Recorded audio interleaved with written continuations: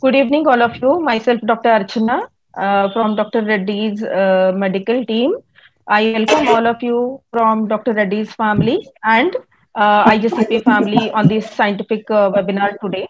I will first like to pay my naman to all the COVID warriors who have lost their lives during this period, including Dr. KK Agrawal.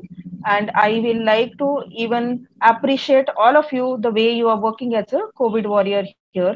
Just a brief about Dr. Reddy's. Dr. Reddy's is a trusted name in healthcare industry, and it has global generics and proprietary products, including biologics formulation and integrated drug discovery programs.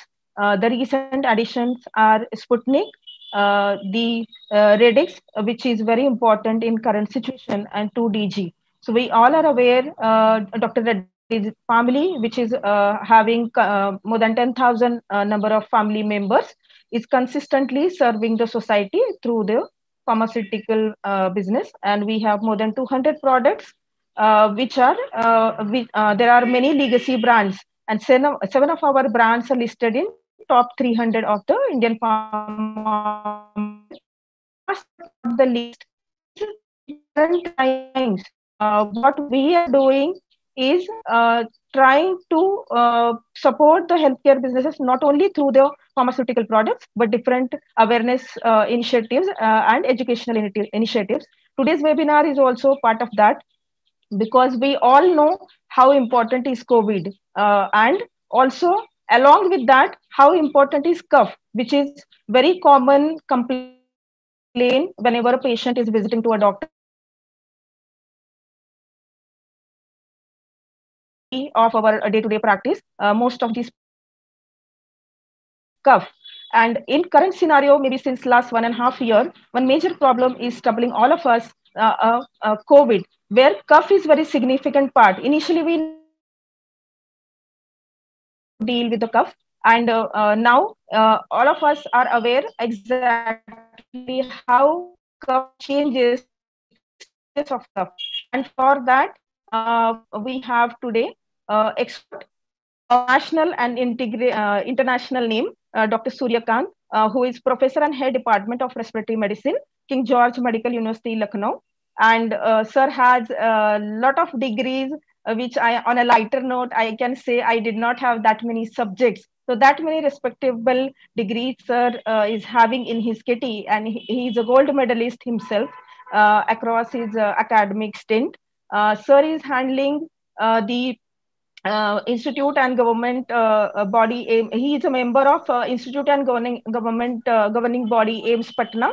He is member of executive control UP Medical University, Etawah, and honorary professor of IMA. He is a state COVID trainer and in charge of virtual IC rounds of UP COVID hospitals, and he is a core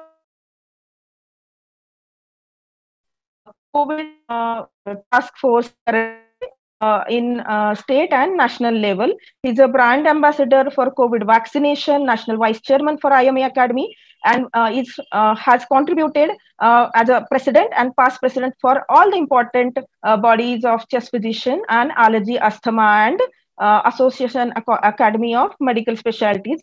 So introduction is very huge. So it is just a brief about this, and it is my honor to welcome doctor Suryakant on this forum. Sir की विशेषता एक है, इतनी सारी degrees national international level के expert होने के बावजूद भी सर बहुत सुंदर सिंपल सहज भाषा में अपनी बातें मेडिकल कम्युनिटी में कन्वे करते हैं. सो आई एम जस्ट वेटिंग कि हम ये अगला 1 घंटा सर के साथ कोविड और कफ इन चीजों को समझने में बिताएं. Thank you so much, sir, for accepting our invite to be speaker of this program. And I request to take over the dais, please. Thank you, Dr. Archana ji, for a very wonderful introduction, I would say. So my pleasure. And this is my wonderful opportunity. So can I share my PPT? Yes, sir, please. Okay, share the PPT. And meanwhile, this is a wonderful opportunity to interact with the people who are serving the humanity during this odd time. Covid के समय और इतने odd समय में देश की सेवा कर रहे हैं, समाज की सेवा कर रहे हैं, कम्युनिटी की सेवा कर रहे हैं, मरीजों की सेवा कर रहे हैं। तो आज के ऐसे सभी ऑडियंस जो हमारे साथ जुड़े हैं उन सबको मेरा नमस्ते। और मैं कहूंगा नमस्ते से कि नमस्ते को बहुत पॉपुलर बना दीजिए। नमस्ते सिर्फ एक ग्रीटिंग नहीं है, it is not only the way of greeting to each other, it is the most hygienic way of greeting in the universe. दुनिया में इससे ज्यादा हाइजीनिक ग्रीटिंग कोई हो ही नहीं सकती। आप देखिए दुनिया की ग्रीटिंग्स के जो बहुत सारे तरीके हैं, उसमें कोई गले मिलता है, कोई हग करता है, कोई किस करता है, कोई शेक हैंड करता है, कोई कुछ करता है।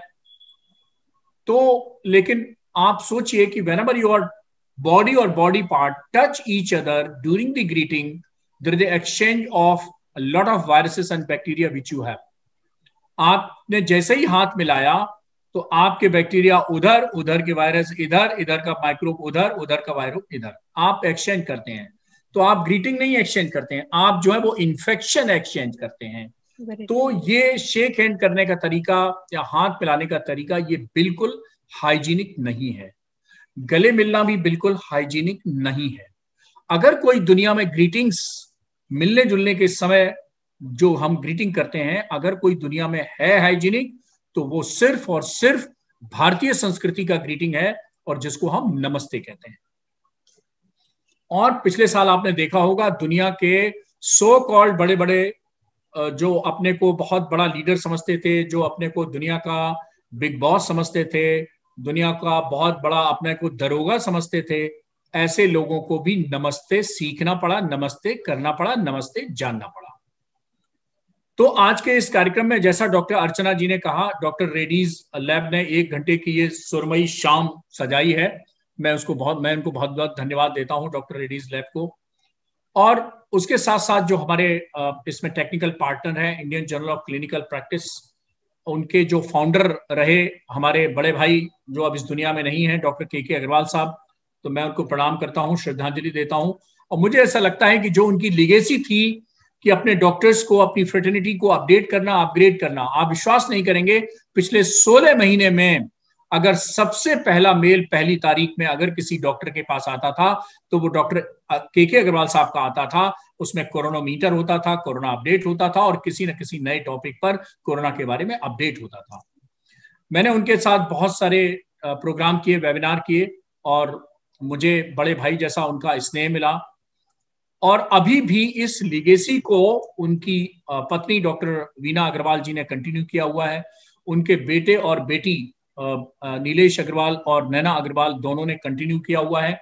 उनकी पूरी टीम, चाहे डॉक्टर संचिता हो, तनुजा हो, बहुत सारे लोग हैं उनकी टीम में, उन सब ने उस लीगेसी को कंटिन्यू किया हुआ है। मुझे बहुत अच्छा लग रहा है कि इस लीगेसी को उन्होंने कंटिन्यू रखा है, और अभी भी मैं उसका हिस्सा हूं। न सिर्फ हिस्सा हूं बल्कि मैं सक्रिय रूप से उसमें भागीदारी करता हूं। अभी आपने बात की तो इंडियन मेडिकल एसोसिएशन ने ऐसे जो हमारे डॉक्टर्स, मैं आपको बता दूं कि 1372 डॉक्टर्स जो मॉडर्न मेडिसिन के डॉक्टर्स हैं उनकी डेथ हुई है कोरोना के चलते। माने कोरोना की लड़ाई में उन्हें मालूम था हमें संक्रमण हो सकता है, उन्हें मालूम था हमें सीवियर डिजीज हो सकती है, उन्हें मालूम था मेरी मौत भी हो सकती है। उसके बाद भी जिसको कहते हैं जान हथेली पर रखकर आग में कूद गए। हम लोग अपने घर में एक मरीज, आप सोचिए उस कम्युनिटी की सिचुएशन, एक पेशेंट फैमिली में पॉजिटिव आ जाता है और हम तुरंत क्या कहते हैं, उस मरीज को आइसोलेट कर दीजिए। First basic principle of treatment of covid is isolation. और हम क्यों आइसोलेट कर देते हैं उस पेशेंट को? उसकी जीवन की रक्षा के लिए नहीं, अपनी सुरक्षा के लिए, कि हमको कोरोना ना हो जाए, परिवार के दूसरे सदस्यों को ना हो जाए। तो आप अपने प्यारे परिवार के सदस्य को आइसोलेट कर देते हैं, आइसोलेशन में अलग कमरे में भेज देते हैं। आप उन डॉक्टर्स की, उन नर्सेस की, पैरामेडिकल स्टाफ की और हेल्थ केयर वर्कर्स की कल्पना कीजिए जो ये जानते हैं कि इस वार्ड में 40 कोरोना के मरीज लेटे हुए हैं और 40 के 40 हर सांस के साथ कोरोना वायरस को फैला रहे हैं। हर खांसी में करोड़ों वायरस निकलेंगे, उनकी हर छींक में करोड़ों वायरस निकलेंगे, उनको हम ऑक्सीजन लगाएंगे नाक में तो कोरोना वायरस संक्रमण का होने का खतरा है, उनको हम आईवी ड्रिप लगाएंगे तो कोरोना वायरस होने का खतरा है, उनको हम कोई भी इंटरवेंशन करेंगे, उनके पास जाएंगे तो हमको कोरोना होने का खतरा है। उसके बाद भी हमारे लाखों lakh senior doctors, junior doctors, residents और nurses, paramedical staff and all health care workers उसमें जुड़े, लगे और काफी कुछ लोगों को बचाने में सफल भी हुए, लेकिन कईयों को इसमें शहीद होना पड़ा। इंडियन मेडिकल एसोसिएशन ने पहले भी, मैं डॉक्टर सूर्यकांत मैं भी आईएमए का राष्ट्रीय पदाधिकारी हूं, नेशनल ऑफिस बिल्डर हूं, उस नाते national vice chairman IMA MS होने के नाते मैंने भी और आईएमए ने बहुत पहले मांग की है कि जिस तरह से सीमा पर हमारा सिपाही लड़ते लड़ते शहीद हो जाता है या आतंकवादियों के खिलाफ लड़ते लड़ते शहीद हो जाता है। जी हाँ, कोरोना भी तो एक आतंकवादी है। मैंने इसको कहा माइक्रो टेररिस्ट। ये माइक्रो टेररिस्ट है जो दिखता नहीं है, छोटा टेररिस्ट है, आंखों से ना दिखने वाला आतंकवादी है जिसने इसने पूरी दुनिया में, अरे भाई दुनिया में तो केवल 10-20 कंट्री हैं जहां पर आतंकवादी रहते हैं, ये दुनिया में तो 200 से ज्यादा कंट्रीज में फैला हुआ है, इतना बड़ा आतंकवादी है। तो इस आतंकवादी से ग्रसित जितने हमारे डॉक्टर्स या पैरामेडिकल स्टाफ और हेल्थ केयर वर्कर जो शहीद हुए हैं उनको शहीद का दिया जाए, मार्टियर्स का दर्जा दिया जाए, जिस तरह से हम शहीद जवान को एक शहीद का दर्जा देते हैं। ये इंडियन मेडिकल एसोसिएशन की डिमांड है और आज इस वेबिनार के माध्यम से हम पुनः एंडोर्स करना चाहते हैं कि ये सरकार हमारी बात माने। आइए अब हम चलते हैं उस यात्रा पर कि सबसे बड़ी जो प्रॉब्लम है, the problem of cough during COVID and post COVID. सबसे बड़ी समस्या हमारी खांसी की है, जिसको हम कैसे मैनेज करें उसका एक छोटा सा इंटरेक्शन रहेगा अभी 40 मिनट के करीब आपके साथ, 35-40 मिनट, और उसमें हम जानने की और जताने की और बताने की कोशिश करेंगे कि आपके सामने जो चुनौती है। देखिए, हमेशा याद रखिए जिंदगी में डॉक्टर सूर्यकांत एमडी पास हैं, कितने बार में पास हैं, गोल्ड मेडल मिला या नहीं मिला, ये इससे मरीज को कोई फर्क नहीं पड़ता। डॉक्टर सूर्यकांत उसके मरीज को या कोई भी डॉक्टर उसके मरीज को उसकी समस्या का हल कर पाता है कि नहीं, उसको रिलीफ दे पाता है कि नहीं, बस उसी से निर्णय होता है। केवल एक क्राइटेरिया से निर्णय होता है कि आपने पेशेंट को रिलीफ दे पाई या नहीं दे पाई।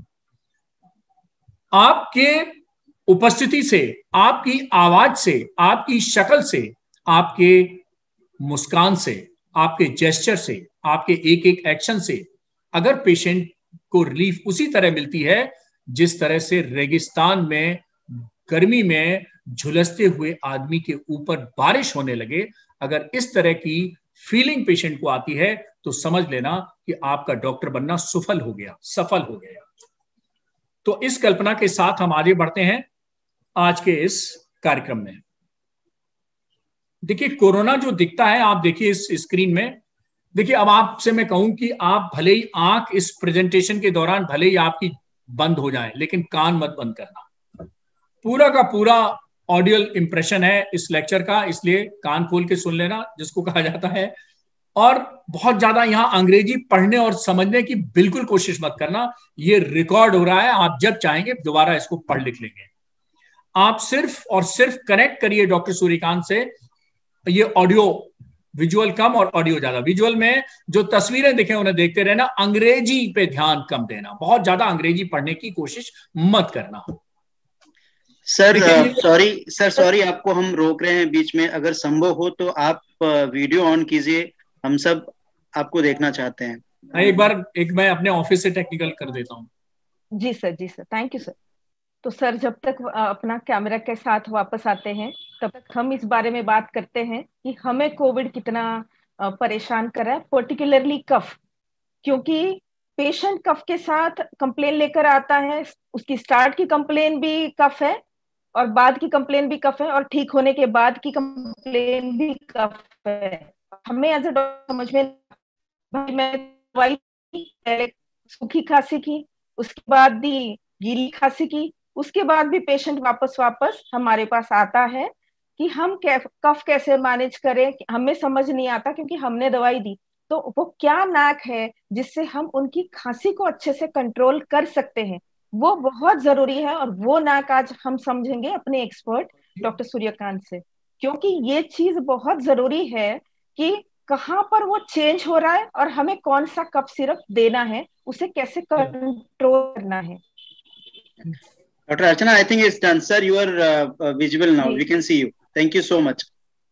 आप सभी को दोबारा नमस्ते। और आगे चलते हैं। अब हम जो हम बोल चुके वो रिपीट नहीं करेंगे। देखिए, ये जो कोरोना सामने दिख रहा है ये बहुत खूबसूरत दिख रहा है। आप देखिए, ये पर्पल हो और चाहे ये वाला हो, आप देख लीजिए। और इसके स्ट्रक्चर में कहा गया कि 4 मेन स्ट्रक्चरल प्रोटीन्स होती हैं, स्पाइक प्रोटीन होती है, मेम्ब्रेन होती है, एनवेलप होती है, न्यूक्लियोकैप्सिड होती है। इसके चक्कर में मत पड़िए। आप बस ये याद रखिए, हिंदी में एक कहावत है कि ये खूबसूरत तो है लेकिन खूबसूरत बला है। बस यही कोरोना है। देखिए कितना खूबसूरत है, लेकिन माय डियर फ्रेंड, इसकी खूबसूरती मत जाइएगा, ये खूबसूरत बला है। बहुत पुरानी कहावत है। हिंदी इतनी भाषा मेरे ख्याल से बहुत ज्यादा समृद्ध है कि इसमें 2-2 लाइनें, कबीर के दोहे, रहीम के दोहे, पता नहीं कहां कहां से शेरो शायरी, ये वो, इतनी ज्यादा समृद्ध भाषा है कि जो आप पूरे 5 पेज का अंग्रेजी में आर्टिकल लिख के नहीं भावना प्रदर्शित कर सकते हैं, वो एक दोहे में कर देते हैं। तो इसलिए कहा गया है ये खूबसूरत बला है। अब बताइए, अंग्रेजी में कोई ऐसा शब्द है? नहीं है।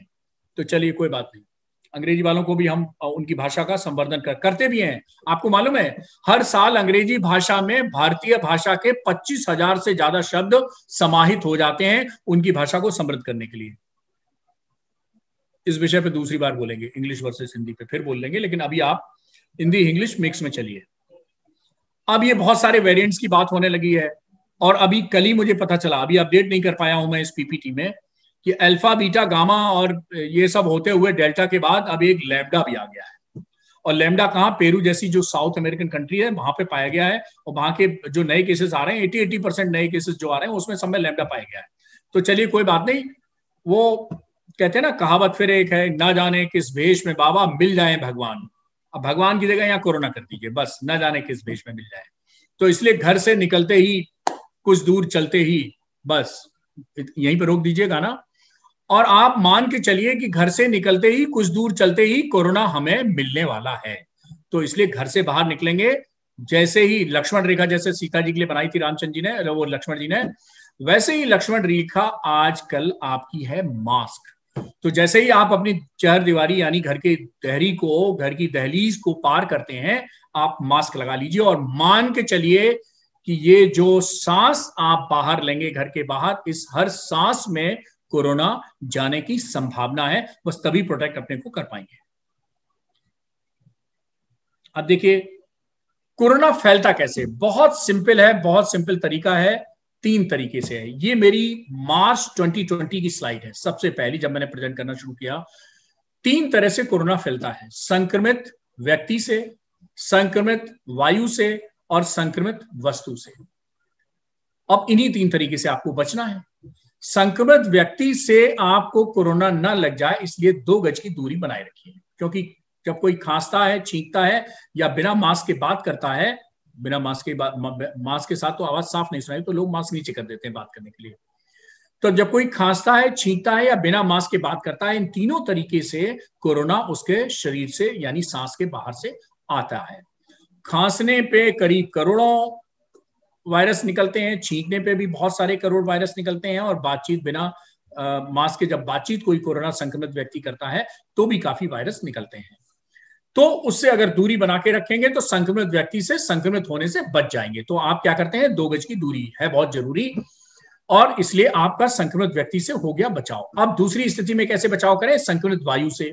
तो वायु हम क्या करते हैं, इसी वायु से हम सांस अंदर लेते हैं। 1 मिनट में हम 15 बार सांस लेते हैं। एक बार में हम आधा लीटर सांस लेते हैं। दिन भर में हमें 350 से लेकर 400 लीटर ऑक्सीजन चाहिए होती है सेडेंट्री वर्क के लिए। अगर हम मिल्खा सिंह, स्वर्गीय मिल्खा सिंह अब नहीं है, तो मिल्खा सिंह जैसे धावक हैं या सानिया मिर्जा जैसे स्पोर्ट्स पर्सन है, तो आपको और ज्यादा ऑक्सीजन चाहिए होती है। और ये ऑक्सीजन हमें कहां से मिलती है? इन्हीं पेड़ पौधों से मिलती है। और लेकिन इसी ऑक्सीजन में, इसी वायु में जब कोरोना मिक्स हो जाता है तो ये संक्रमित वायु हो जाती है। और जब कोई कोरोना से संक्रमित व्यक्ति खांसता या छींकता है तो करोड़ों वायरस इस वायु में चले जाते हैं, और 2 से 3 घंटे तक, जी हाँ 2 से 3 घंटे तक, मान लीजिए कि ये मेरा कमरा है, मुझ कमरे में कोई मेडिकल रिप्रेजेंटेटिव मिलने आया तो दवा दे गया, कुछ बता गया, और उसके बाद जाते जाते उसके मुंह से छींक निकल गई। तो जैसे वो छींक के गया, अब मेरे कमरे में 2 से 3 घंटे वायरस रहने वाले हैं। तो 2 से 3 घंटे के अंदर मैं अगर मास्क नीचे करूंगा या कोई और कमरे के अंदर आएगा तो उसको पूरा संक्रमण होने की संभावना है, क्योंकि वो संक्रमित वायु को इनहेल कर रहा होगा। तो संक्रमित वायु से बचने के लिए क्या करिए, मास्क लगा के रखिए। मास्क नहीं है, अलीगढ़ का ताला है, आप मान के चलिए। और इस अलीगढ़ के ताले को, जैसे आप सिक्योरिटी गेट अपना गेट बंद रखते हैं, अपना दरवाजा बंद रखते हैं और अलीगढ़ का ताला लगा के चाबी लगा के बंद करते हैं, उसी तरह मुझे पता नहीं, मेरे ख्याल से सबको मालूम होगा अलीगढ़ के ताले बड़े फेमस हैं। और हमारे उत्तर प्रदेश में तो आजकल चल रहा है 1 डिस्ट्रिक्ट 1 प्रोडक्ट, ODOP, तो उसमें अलीगढ़ के ताले हैं। हमारे लखनऊ के आम है, चिकन की कारीगरी है, वगैरह वगैरह। तो अलीगढ़ का ताला जैसे लग जाता है जब आप मास्क लगाते हैं। और तो ये बचाव हो गया आपका संक्रमित वायु से, संक्रमण ना होने पाए।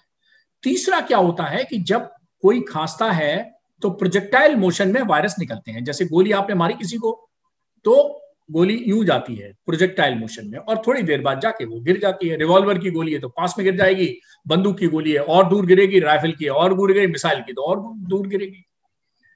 तो ये इसकी जो मार है वो मैक्सिमम 6 से 8 फीट यानी 2 गज के लगभग जाती है, इसीलिए कहा जाता है 2 गज की जरूरी है। और संक्रमित वस्तु के, यानी आपने खांसा छींका और उसके बाद आपका लैपटॉप है, कंप्यूटर है, टेबल है, चेयर है, सोफा है, इन सब पे जो हमारे फोमाइट्स हैं यानी संक्रमित वस्तु हैं, इनके ऊपर वायरस रह जाते हैं, इनको हम कहते हैं इन्फेक्टेड फोमाइट्स या संक्रमित वस्तु। इससे बचने के लिए क्या करें, ये कहाँ लगेंगे, ये हाथ में वायरस आएंगे, फिर हाथ नाक मुंह पे लेंगे तो उनसे अंदर जाएंगे। तो हाथ धोते रहिए, जहां मौका मिले हाथ धोते रहिए या सैनिटाइज करते रहिए। डॉक्टर सूर्यकांत सैनिटाइजर के बहुत खिलाफ हैं। एक स्टडी आई थी और उसमें कहा गया था कि 40% से ज्यादा हमारे देश में जो सैनिटाइजर मिलते हैं वो नकली है। तो क्यों नकली पे, क्यों फिर असली पे क्यों ना विश्वास करें। तो जहां आपको पानी मिले, साबुन मिले, वहां हाथ धो लीजिए। पानी तो हर जगह मिलता, साबुन हर जगह नहीं मिलेगा। तो मेरी एक सलाह है, पेपर सोप लीजिए, ऊपर की जेब में रख लीजिए। एक स्ट्रिप 5 रुपए की आती है, 10-12 स्ट्रिप उसमें होती है, दिन भर का काम चल जाएगा। होगी प्रॉब्लम, 5 रुपए में आप बच गए ना कोरोना से। अरे 5 रुपए में आप आईसीयू जाने से बच गए, वेंटिलेटर से बच गए, हॉस्पिटल से बच गए, पता नहीं कहां से बच गए। तो खर्च कर लीजिए। 5 रुपए रोज खर्च करेंगे तो 150 रुपए महीने। चलने दीजिए 2-3 साल कोरोना, क्या होगा 150 रुपए महीने, और 12 महीने में कितना हुआ, कुछ नहीं हुआ। तो इन नटशेल संक्रमित व्यक्ति से बचने के लिए आप 2 गज दूरी बनाते हैं, संक्रमित वायु से बचने के लिए आप मास्क लगाते हैं, और संक्रमित फोमाइट्स यानी संक्रमित वस्तु से बचने के लिए आप हाथ धोते रहते हैं। एक चीज और अभी मैंने बताई, नमस्ते, मिलने से नमस्ते करिए। ये डॉक्टर सूर्यकांत का चौथा सोपान है, चौथा आयाम है, जो सरकारी उसमें नहीं मिलता है, लेकिन मैंने अपनी तरफ से रिक्वेस्ट की है। और इसके बहुत ज्यादा फायदे हैं, सिर्फ कोविड वायरस से ही नहीं, और भी बैक्टीरिया वायरसेस जितने होते हैं उनसे बचने के लिए बहुत सारे फायदे हैं। अब मैंने जनवरी में देखा कि लोग जब मिले, जनवरी 2021 की बात कर रहा हूं, जब कोविड केसेस काफी कम थे, तो मिले, हेलो डियर, अरे बहुत दिनों से हाथ नहीं मिला पाए, मिल नहीं पाए, और हाथ मिलाते रहे। इतनी देर तक मिलाते रहे कि जैसे पिछले कुंभ में बिछड़े थे और इस कुंभ में जाके मिले। तो भैया कुंभ तो 12 साल बाद आता है, लेकिन अब तो आप मिलते रहेंगे, जल्दी जल्दी नमस्ते करिए और स्वस्थ रहिए। तो ये भी एक मैसेज है हम लोगों को बचने के लिए। देखिए, जब आप देखिए ना, आप हवाई जहाज में बैठते हैं तो आप क्या आपको अनाउंसमेंट होता है कि अगर हमारा जो एरोप्लेन है कहीं समुद्र या उसमें ऐसी कोई इमरजेंसी लैंडिंग करनी पड़े तो ऊपर से ऑक्सीजन मास्क लटकेगा, सबसे पहले अपने उस पर लगाइए, फिर पड़ोसी के में हेल्प करिए या बच्चे की में हेल्प करिए। तो आप सुरक्षित रहेंगे तो आप सुरक्षित कर पाएंगे कम्युनिटी को। तो first protect the fraternity and then protect the community. तो पहले फ्रेटर्निटी को सुरक्षित रखिए। ये तीनों चीजें मैंने बताई आपको सुरक्षित रखने के लिए। और हाँ, जब आपके टीका लगने का अवसर आए आप जरूर लगवाइए। डॉक्टर सूर्यकांत ने तो पहला दिन पहला टीका किंग जॉर्ज मेडिकल यूनिवर्सिटी में लगवाया, एग्जाम्पल रोल साबित किया आपने को। जब लोग डर रहे थे, एप्रीहेंसिव थे, पता नहीं है वैक्सीनेशन कैसा होगा, क्यों होगा, तो कितना प्रोटेक्शन होगा, नहीं होगा, साइड इफेक्ट क्या होगा, ये होगा वो होगा, और तरह तरह की कहानी मीडिया में चल रही थी। किसी ने कहा कि इंपोर्टेंस हो जाएगी, किसी ने कहा ये हो जाएगा, किसी ने कहा ये पता नहीं क्या हो जाएगा, वगैरह वगैरह। एनीवे, तो आप भी अभी तक वैक्सीनेट नहीं हुए हैं तो वैक्सीनेट करवा लीजिए जरूर जरूर। आगे बढ़ते हैं। इस बैकग्राउंड के साथ एक चीज और मैं बता दूं, अभी जो मैंने बताया सेम स्लाइड है कि ये वायरस किस सरफेस पे या कितने घंटे तक रहता है, कितनी देर तक रहता है। तो देखिए, एरोसॉल में 3 घंटे रहता है मैक्सिमम, कॉपर की सरफेस पे 4 घंटे, कार्डो, स्टेनलेस स्टील, प्लास्टिक, ये सब 78 से 72। तो 3 घंटे से लेके और 3 दिन मैक्सिमम यही सब सरफेसेस पे रहता है। एक्सेप्शन केवल 2 हैं। वो क्या है? एक तो है आपके चप्पल जूते, ये भी अब चाहे प्लास्टिक के हो, लेदर के हो, किसकी के भी हो, लेकिन ऑन एन एवरेज देखा गया है कि जूते चप्पल में भी वायरस 5 दिन रह सकता है। आपकी जो सीवेज होता है वो तो हालांकि उससे ट्रांसमिशन नहीं होता है, लेकिन उसमें तो हफ्तों रह सकता है गंदे पानी में। तो ये भी ध्यान रखिए और अब से नियम बना लीजिए अगर आपने नहीं बनाया है तो। देखिए, सिर्फ कोरोना एक बीमारी लेकर नहीं आया, ये भारतीय संस्कृति की एक दस्तक भी लेकर आया है, एक रेनेसा भी लेके आया है, एक पुनर्जागरण भारतीय संस्कृति का लेके आया है। और ये कहता है कि भारतीय संस्कृति में कहा गया था जूते चप्पल बाहर। मुझे याद है बचपन में हमारी दादी कहती थी, नहीं पहले जूते चप्पल बाहर करो, हाथ पैर मुंह। अभी तो हाथ धोने की बात हो रही है, हमारे भारतीय संस्कृति में कहा गया था हाथ पैर मुंह धो, जूते चप्पल बाहर करके आओ, तब जाकर के कुछ मिलेगा खाने को। खाना पूरा तो छोड़िए, एक बिस्किट भी नहीं मिलता था। तो ये नियम आप भी बना लीजिए। बहुत सारे देशों में आप जाएंगे, इवन आप अमेरिका में जाएंगे तो बाहर ही एक रैक रखी होती है, उसमें जूता, एक कुर्सी पड़ी होती है, बकायदा आप कंफर्टेबली जूता चप्पल उतार के वहां रखिए। और हमारे घर में भी हमारी श्रीमती जी ने एक अभी से नहीं, कोरोना से पहले भी, वो तो दूरदर्शिता है, हर पत्नी दूरदर्शिता होती है, उसे 10 साल पहले का पता चल जाता है। तो उन्होंने कर रखा है कि बाहर एक शू रैक, वैसा ही कुर्सी और बाहर एक वॉश बेसिन, जूते उतारिए, हाथ धोइए, तब आराम से आइए।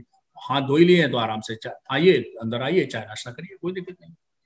तो ये भी एक बचाव जरूरी है, ये भी जरूरी है। तो नमस्ते जरूरी है और जूता चप्पल बाहर। अभी हमने क्या किया पिछले कुछ सालों में, पिछले 30-40 सालों में हमने क्या किया कि जूता चप्पल घर के अंदर तो छोड़ दीजिए, किचन और डाइनिंग टेबल पे भी हमने जूता चप्पल पहना दिया।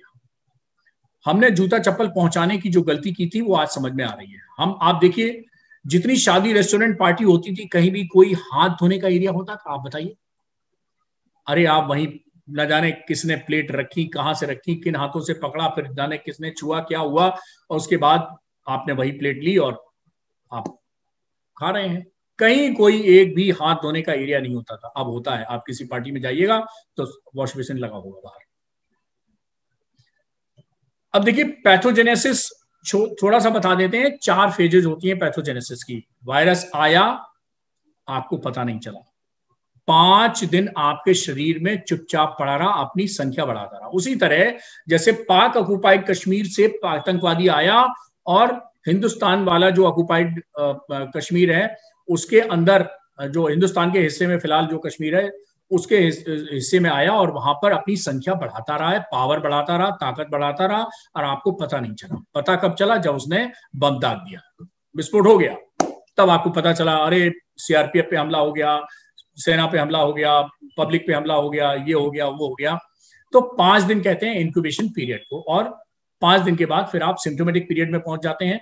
तो इसमें वायरस पहले 5 दिन क्या करता है? अपनी संख्या बढ़ाता है, इसको वायरल रेप्लिकेशन फेज पढ़ते हैं।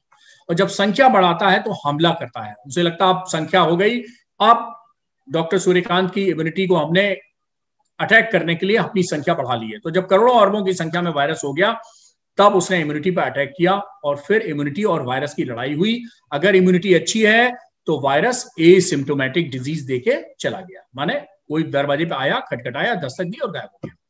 अगर आपकी इम्यूनिटी अच्छी नहीं थी तो आप बीमार पड़ गए। तो कैसे डिसाइड होता है कि आपको एसिम्प्टोमेटिक कोविड होगा या सिम्प्टोमेटिक कोविड होगा? हमारे देश में 50% एसिम्प्टोमेटिक कोविड केसेस होते हैं और 50% सिम्प्टोमेटिक होते हैं। डिसाइड करती है हमारी इम्यूनिटी। और फिर आती है इस रेप्लिकेशन फेज के बाद, फिर आती है आपकी जो सिम्प्टोमेटिक फेज, जिसमें आपको बुखार आना है, बहुत सारे सिम्टम है, अभी बताएंगे हम। फिर आती है लंग की वो फेज जिसमें लंग में निमोनिया होता है या ERDS होता है। फिर लेट पल्मोनरी फेज आती है जिसमें मॉर्टेलिटी बढ़ जाती है। तो अब ये बीमारी किस स्टेप, इन चारों स्टेप में से किस स्टेप पे रुकेगी, ये कौन डिसाइड करेगा? ये आपकी इम्यूनिटी डिसाइड करेगी। आपकी इम्यूनिटी अच्छी है तो इंक्यूबेशन पीरियड में भी वायरल फेज में ही खत्म हो जाएगा। आपकी इम्यूनिटी थोड़ी कम है तो थोड़े बहुत सिम्टम आएंगे, बुखार उखार आएगा, थोड़ा बहुत खांसी खुल्ला होगा और खत्म हो जाएगा। इम्यूनिटी और खराब है तो निमोनिया होगा, और खराब है तो ERDS होगा, और खराब है तो लंबे समय तक के लिए अस्पताल में भर्ती हो जाएंगे। ऑक्सीजन 94 या 90 से नीचे चला जाएगा और फिर शुरू होती है कहानी अस्पताल के अंदर की। हाई प्रेशर ऑक्सीजन, फिर नॉन इन्वेजिव वेंटिलेशन, फिर इन्वेजिव वेंटिलेशन, और इवन अब तो एक्स्ट्रा कॉर्पोरियल मेम्ब्रेन ऑक्सीजनेशन जिसको ECMO कहते हैं, उसकी भी डिमांड आने लगी है। और उसके बाद एक स्वर्ग विमान खड़ा होता है और वो आपको रिसीव करने के लिए तैयार खड़ा रहता है। तो ये स्टेप है आपके 6-7 स्टेप जिसमें से पेशेंट को गुजर के जाना पड़ता है। आपका ट्रीटमेंट जितना अर्ली इंटरवेंशन हो जाएगा उतना ही जल्दी मरीज को फायदा हो जाता है। और पहले 5 दिन तो देखिए मरीज को पता नहीं चलता, इसलिए मैं कहता हूं मरीज को जिस दिन लगे कि आज तबीयत ठीक नहीं है, समझ लीजिए 5 दिन पहले कोरोना हो गया। अब इन 5 दिन के लिए अक्सर कहते हैं, हम देवी जी के कहते हैं 9 दिन का व्रत रहते हैं, तो अब इस पहले दिन यानी लक्षण के आने के पहले दिन के 9 दिन बहुत क्रूशियल है। इसके दौरान आपने बीमारी को कंट्रोल कर लिया तो बहुत अच्छा। मैं अक्सर कहता हूं 9 दिन पार तो नैया पार।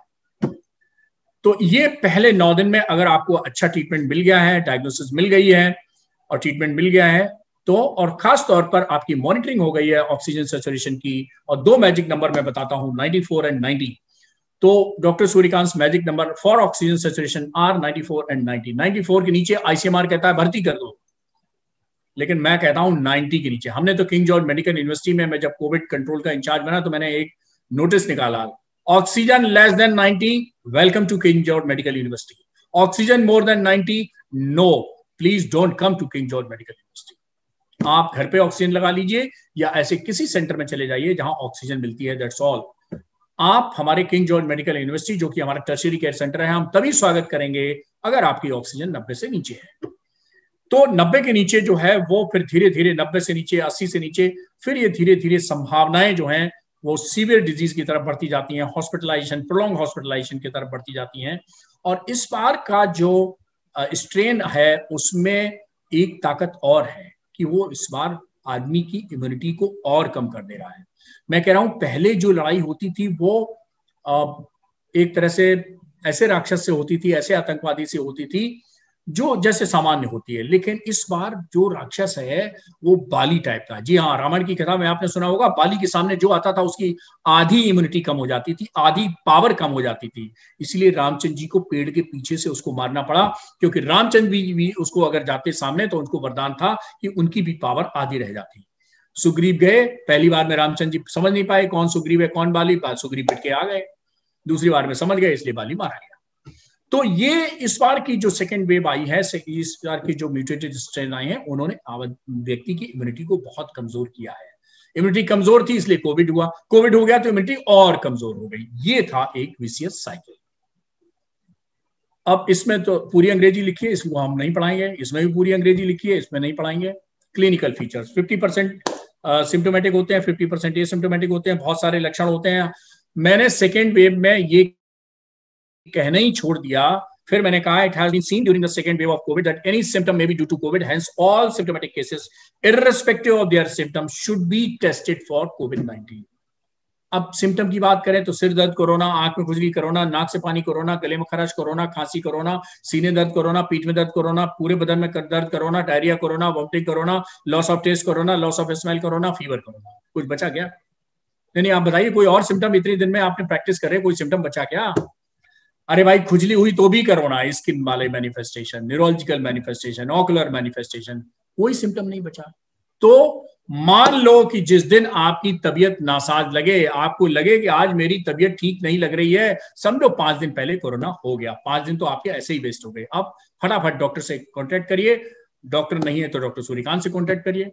जी हाँ, सुनने में बड़ा अजीब लगेगा, उत्तर प्रदेश में हमने यही प्रयोग किया। अगर गांव वाले को कोरोना हो गया है और उसका डॉक्टर से किसी से संपर्क नहीं हो पा रहा है क्योंकि डॉक्टर नहीं होता है, तो हमने कहा डॉक्टर सूर्यकांत से संपर्क कर लीजिए। वो दूसरी कहानी है, मैं दूसरे दिन बताऊंगा।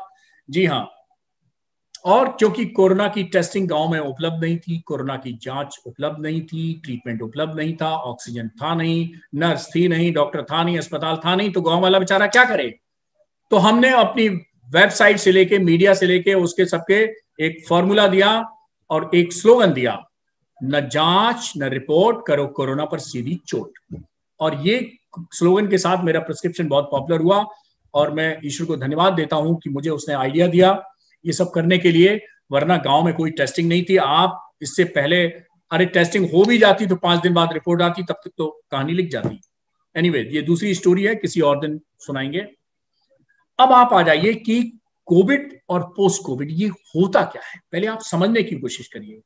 कोविड की जो साइकिल होती है वो 28 दिन की होती है, पूरा खेल 4 हफ्ते का है। ऐसे मान के चलिए, पुराने 2020 में मैंने कहा कि कोविड तो एक को पैसेंजर की तरह है, एक सह यात्री की तरह है, उसको क्यों डरते हो? जैसे ट्रेन में गए आप, लखनऊ से दिल्ली 8 घंटे की यात्रा थी, आपने कहा मेरे बगल में शर्मा जी बैठे थे, तो ठीक है, वर्मा जी और शर्मा जी की बात हो गई और रास्ता कट गया।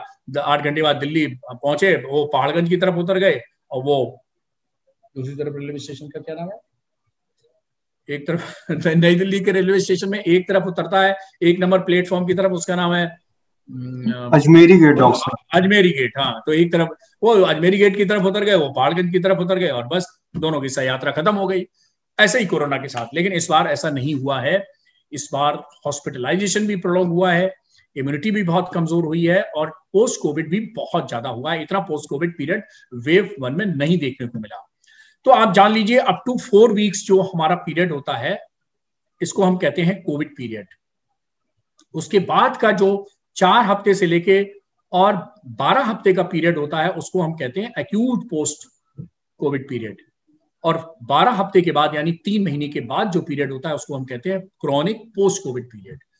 तो 1 महीने के अंदर, पहले 1 महीने के अंदर जो कुछ स्टोरी चल रही है उसको हम कोविड कहते हैं। 1 महीने के बाद से लेके और बाद की जो स्टोरी है उसको पोस्ट कोविड कहते हैं। और इस पोस्ट कोविड को 2 में डिवाइड करते हैं। पहले 3 महीने, 1 से 3 महीने यानी कि एक्यूट, और 3 से महीने के बियॉन्ड यानी कि क्रॉनिक। अब देखिए आते हैं हम आज के विषय पे, जिसका नाम है खांसी। पता नहीं, एक प्रोमो जो है वो निहारिका जी ने हमसे 2 मिनट का वीडियो लिया था, उसमें मैंने कहा था खांसी इस देश में मालूम सबसे ज्यादा पहले खांसी कौन सी खांसी हुआ करती थी? सबसे ज्यादा खांसी बीमारी का कारण नहीं हुआ करती थी। अरे जब ससुर और जेठ घर के अंदर घुसते थे तो वो खांस के घुसते थे। वो एक लिहाज की खांसी थी, वो सिम्टम खांसी नहीं थी। और फिर एक माधुरी दीक्षित की पिक्चर आई थी, उसमें डायलॉग उसने कम बोले, खांसा ज्यादा। समझ गया आप, बहुत फिल्मों के शौकीन है। जी हाँ, मैं उसी पिक्चर की बात कर रहा हूं, हम आपके हैं कौन। जी हाँ, सलमान खान के साथ आई थी, बहुत बड़े। अरे आप तो क्या पता, माधुरी दीक्षित सलमान खान के कम थोड़ी हैं आप लोग। तो उसमें उसने डायलॉग कम बोले और खांसी ज्यादा की। पता नहीं, वो भी है कोई डॉक्टर सूर्यकांत टाइप का कोई प्रोड्यूसर डायरेक्टर रहा होगा, या डीआरएल टाइप की कोई कंपनी का एसोसिएशन रहा होगा उससे, या डॉक्टर के अग्रवाल से कुछ उसने पहले उस समय लिया होगा, Indian journal of clinical practice का कुछ एडवाइजरी ली होगी। तो उसमें माधुरी दीक्षित ने डायलॉग कम बोले थे, खांसी ज्यादा की थी। ये तो खैर दूसरी बात थी खांसी की। तो मैं कह रहा था लिहाज की खांसी या पिक्चर की खांसी, इसकी बात नहीं करेंगे हम। खांसी उसकी बात करेंगे सिम्टम की खांसी है, लक्षण की खांसी है। ये है क्या? ये देखिए एक बचाव का तरीका है। Cough is a forced expulsive manoeuvre usually against a close glottis and which is associated with a characteristic sound. एक जब हम ग्लोटिस यहां क्लोज करके और फोर्सफुली एक्सप्लोजन करते हैं तो उसको आवाज निकलती है हमारे लैरिंग से, और उसको हम खांसी कहते हैं। अब ये रिफ्लेक्स है। ये कैसा रिफ्लेक्स है? ये प्रिवेंटिव रिफ्लेक्स है।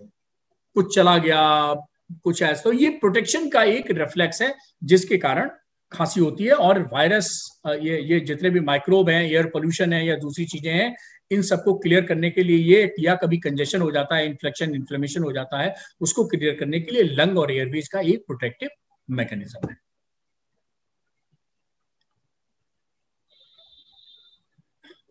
और इस खांसी से आप छोटा मोटा एस्पिरेट है, कभी पीते पीते देखिए कहते हैं ना ठसा लग गया, हिंदी में कहते हैं ठसा लग गया, अंग्रेजी में पता नहीं मुझे क्या कहते हैं, डीआरएल वाले आपको बताएंगे। इनके लोगों को अंग्रेजी बहुत आती है। तो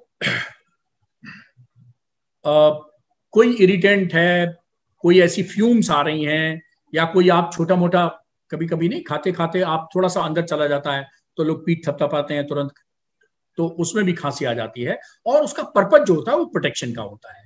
देखिए पर्पज प्रोटेक्शन का है, और लेकिन ये सिम्टम बीमारी का होता है। तो कफ क्या है? ये कोई बीमारी नहीं है। आप डायग्नोसिस नहीं लिख सकते कि कफ इज ए सिम्टम। अब 3 तरह की खांसी होती है और इसके 3 तरह के प्रकार होते हैं। बहुत मोटा मोटा जान लीजिए। ये मैं वो चीजें पढ़ा रहा हूं जो अपने एमबीबीएस फाइनल ईयर स्टूडेंट को पढ़ाता हूं। आप में से कुछ ज्यादा अनुभवी हैं, कुछ ज्यादा ज्ञानवान है, मुझे मालूम है। लेकिन मुझे ऐसा लगता है कि ओरेटर वही अच्छा होता है जो ऑडियंस में सबसे लो प्रोफाइल तक पहुंचकर उसको प्रशिक्षित कर दे। जिसको ऑलरेडी प्रशिक्षित है उसको प्रशिक्षित आपने कर दिया। कई वाले कोचिंग वाले होते हैं ना कि वो साहब हमें जिसने 90% से ऊपर ज्यादा नंबर लिए हैं उनको हम कोचिंग कराएंगे, तो तुम क्या कराओगे भाई, वो तो ऑलरेडी पढ़े हुए हैं। अरे भाई किसी 30%, 40%, 50%, 60% वाले को आप कोचिंग में सिलेक्ट करके दिखाओ ना, तो तुम माने कि आप हैं जादूगर, तब तो माने हम आपका जादू चल गया, नहीं तो नहीं चला। तो 3 तरह की खांसी होती है, एक गीली खांसी, एक सूखी खांसी और एक एलर्जी अस्थमा की खांसी। ये जो वेट कफ होता है इसका मतलब है कि म्यूकस सिक्रीशन हुआ है, अर्थात जो आपकी प्रॉब्लम है वो खांसी की, वो कहां से आ रही है, वो लंग से आ रही है। इसके माने डिजीज कहां सिचुएटेड है, फेफड़ों के अंदर सिचुएटेड है। अगर ड्राई कफ हो रहा है तो यूजुअली गले से ये ड्राई कफ होता है, कभी कभी अस्थमा भी प्रेजेंट कर सकता है ड्राई कफ से, तो या इंटरस्टिशियल लंग डिजीज है वो भी ड्राई कफ से प्रेजेंट कर सकती है। लेकिन अक्सर जीआरडी या कुछ दवाएं आप एस इनहिबिटर्स वगैरह खाते हैं, या वायरल जो फेरेंजाइटिस हो जाती है अक्सर फ्लू के सीजन में, जो आजकल सीजन चल रहा है, तो ये ड्राई कफ होता है, सूखी खांसी। आपने देखा होगा वो मफलर वाले मुख्यमंत्री पहले मफलर बांधा करते थे, अब नहीं बांधते हैं, तो उनकी खांसी जो है वो ड्राई कफ थी। कभी उनको बल्कि थूकते देखा था, नहीं दिखता था, तो उनकी ड्राई कफ हुआ करती थी। अब वो ड्राई कफ जो है वो एलर्जिक कफ भी हो सकता है, एस्थमेटिक कफ भी हो सकता है, और सिंपल फेरेंजाइटिस के कारण भी हो सकता है। और तीसरा प्योर एलर्जिक कफ होता है जो आपकी नाक गले की एलर्जी, पोस्ट नेजल ड्रिप या अस्थमा की वजह से हो सकता है। फिर ड्यूरेशन के हिसाब से हम एक्यूट कफ, सब एक्यूट और क्रोनिक कफ कहते हैं, कि जो हफ्तों में 3 हफ्ते से कम में आ रही है उसको हम एक्यूट खांसी कहते हैं, 2 से 3 हफ्ते में एक्यूट कफ करते हैं। सब एक्यूट अगर ज्यादा आ रही है, हफ्तों से ज्यादा और मंथ्स में आ रही है, तो हम क्रोनिक कफ कहते हैं। अब ये सिंपल एक फ्लो चार्ट है कि हम क्रोनिक, एक्यूट कफ को छोड़ दीजिए, तो क्रोनिक कफ को हम कैसे अप्रोच करते हैं, हमारी अप्रोच क्या होनी चाहिए। क्रोनिक कफ का मतलब हो गया कि जो खांसी अब महीनों में हो चुकी है, हफ्तों में नहीं है। हफ्तों में है वो तो ठीक है, आप बिना इन्वेस्टिगेशन के भी अपने क्लिनिकल साइंस से ट्रीट कर सकते हैं। एक बार के प्रिस्क्रिप्शन से नहीं ठीक हुआ तो आप दोबारा इन्वेस्टिगेट करा सकते हैं। लेकिन क्रोनिक कफ को तो जो महीने से ज्यादा काफी खांसी हो गई, और खास तौर पे हम लोग टीबी की बात जब बात करते हैं तो 2 हफ्ते से ज्यादा कहते हैं। 2 हफ्ते से ज्यादा खांसी है तो 2 बलगम की जांच कराओ। अमिताभ बच्चन है ना आपके ब्रांड एम्बेसडर टीबी के, हम लोग के, तो वो 2015 से ब्रांड एम्बेसडर हैं टीबी के, वो अक्सर कहते हैं 2 हफ्ते से काफी है जिसको वो 2 बलगम की जांच कराए। अपनी भारी आवाज में कहते हैं, भारी भरकम आवाज में रादर। तो ये क्रोनिक कफ जो है वो फिर हम इसको क्या करते हैं, हिस्ट्री एंड एग्जामिनेशन करते हैं, उसके बाद चेस्ट एक्सरे करवाते हैं। और अगर एक्सरे नॉर्मल है तो क्या संभावना है, और एबनॉर्मल है तो दिख ही जाएगा कि एक्सरे में टीबी हो सकती है, कैंसर हो सकता है, निमोनिया हो सकता है, फंगस हो सकता है, वगैरह वगैरह, या और कोई दूसरी एनॉमली हो सकती है। अब एक्सरे नॉर्मल है तो एक्सरे नॉर्मल होने पर या तो अस्थमा हो सकता है, एलर्जी की हो सकती है शिकायत, या पोस्ट नेजल ड्रिप हो सकती है, या जो रिफ्लक्स से खांसी होती है वो हो सकती है। तो आप 2 में डिवाइड कर लीजिए, एक्सरे नॉर्मल है, एक्सरे एबनॉर्मल है। एबनॉर्मल है तो उसमें धब्बा। अब इसमें एक चीज जरूर ध्यान रखिए जो मैं 1996 से कह रहा हूं, पिछले 25 सालों से, वो मैं ये कह रहा हूं कि अक्सर क्या होता है, एक्सरे में धब्बा दिखा नहीं और हाथ फड़फड़ाने लगता है टीबी की दवा लिखने के लिए। ऐसा मत करिए। और मेरी एक कहावत है कि जैसे हर चमकती चीज सोना नहीं होती, वैसे ही हर एक्सरे का धब्बा टीबी नहीं होती। तो एक्सरे में धब्बा देखा नहीं और टीबी का इलाज लिखा नहीं, ये बिल्कुल गलत है। ऐसा बिल्कुल मत करिएगा। वो लंग कैंसर भी हो सकता है, ब्रोंकाइटिस भी हो सकती है, ब्रोंकाइटिस भी हो सकती है, निमोनिया भी हो सकती है, एस्पिरेशन भी हो सकता है, वो इंटरस्टिशियल लंग डिजीज भी हो सकती है, वो बहुत कुछ हो सकता है। तो ना समझ में आए तो, और टीबी की जो डायग्नोसिस है एक्सरे का सपोर्ट जरूर से मिलता है, लेकिन बिना बलगम की जांच कराए केवल एक्सरे देके टीबी डिक्लेयर कृपया ना करें। बलगम की जांच, 2 बलगम की जांच, 2 बलगम यानी टीबी के स्मीयर के लिए जांच कराएं, एबी के लिए, और सीबी नेट की जांच कराएं, मॉलिक्यूलर जांच कराएं, जेनेटिक टेस्ट कराएं। इस मोटे मोटे बंटवारे के बाद आपको अब हम बताएंगे कि इलाज कैसे करते हैं खांसी का। अब ये स्पेसिफिक ट्रीटमेंट हो सकता है, यानी खांसी का कारण क्या है। तो एक मेरा छोटा सा फॉर्मूला है, पहले कारण ज्ञात करो फिर निवारण दो। जब तक कारण नहीं बता पाएंगे तब तक निवारण नहीं कर पाएंगे। तो क्वैकरी मत करिए, कॉकटेल मत करिए। क्वैकरी एंड कॉकटेल समझते हैं? क्वैकरी, खांसी आ रही है, हाँ, खांसी का हम 6 महीने तक हम डॉक्टर फलाने एमबीबीएस के अंडर में प्राइवेट वो कंपाउंडर रहे, तो अब हम सोच रहे हैं कि हमारे डॉक्टर साहब क्या क्या लिखते थे, ये भी लिखते थे, ये भी लिखते थे, ये भी लिखते थे, उसने 5 और 6 कॉकटेल दे दिया, लो ठीक हो जाओगे तो ठीक है। हम 6 महीने डॉक्टर साहब एमबीबीएस के साथ कंपाउंडर रहे थे, अब क्वैक डॉक्टर हैं। और बिहार का तो एक इंटरव्यू मैंने बकायदा ऐसे डॉक्टर का देखा है क्वैक का, वो कहता है कि हाँ हम हैं, हम ही तो हैं असली डॉक्टर यहाँ गांव के, क्योंकि हम साल भर बड़े डॉक्टर के यहाँ कंपाउंडरी करके आए हैं। तो हमारे अलावा और कौन है इन गांव वालों को? बात भी कुछ गलत थोड़ी कह रहा है, गांव में कहाँ है क्वालिफाइड डॉक्टर्स? तो जब तक इस देश में क्वालिफाइड डॉक्टर नहीं है, बेचारे क्वैक्स भी अपना कर रहे हैं, सर्वाइव कर रहे हैं, किसी तरह कर रहे हैं। आपने उनको कोई फॉर्मल ट्रेनिंग ली, वो इनफॉर्मल ट्रेनिंग ले रहे हैं और कर रहे हैं। कई बार नुकसान भी हो जाता है, लेकिन कई बार वो ठीक भी कर लेते हैं। ऐसा नहीं है कि बिल्कुल 100% वो बेकार है, मैं ऐसा नहीं मानता।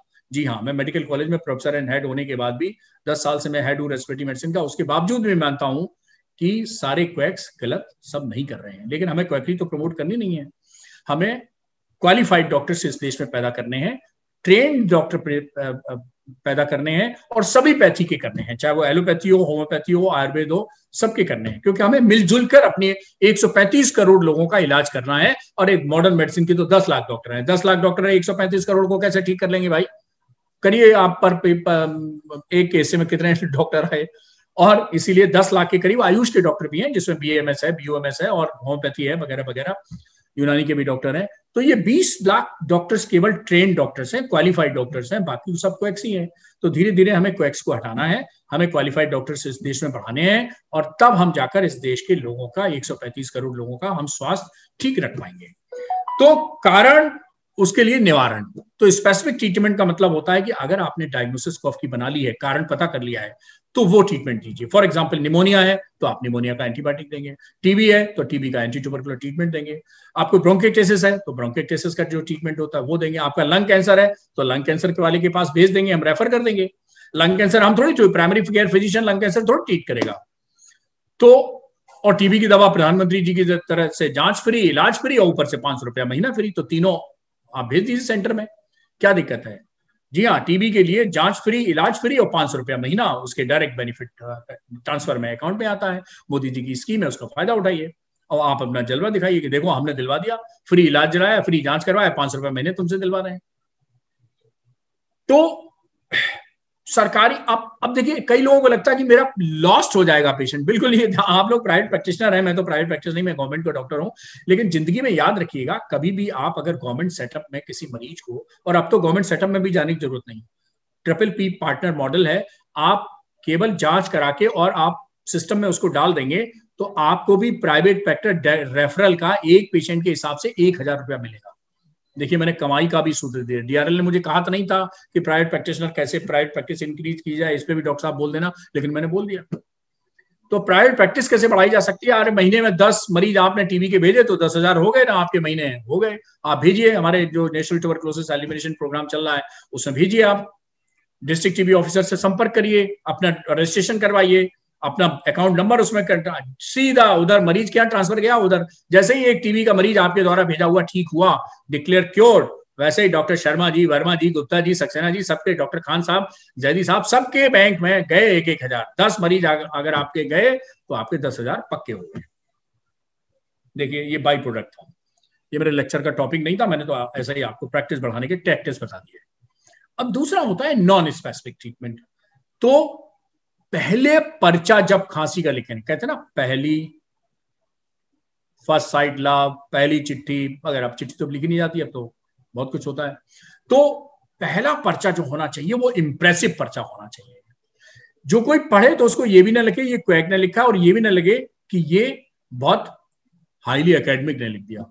अब डॉक्टर सूर्यकांत के पास मरीज आया, मान लीजिए देवरिया, गोंडा, मेरा जालौन कहीं से आया, और डॉक्टर सूर्यकांत ने लिखा CBC कराओ, एक्सरे कराओ, CT कराओ, ये कराओ, क्वेरी लिखा इंटरस्टिशियल लंग डिजीज लग रहा है, और उसके बाद कहा ये सब करके मेरे पास आओ।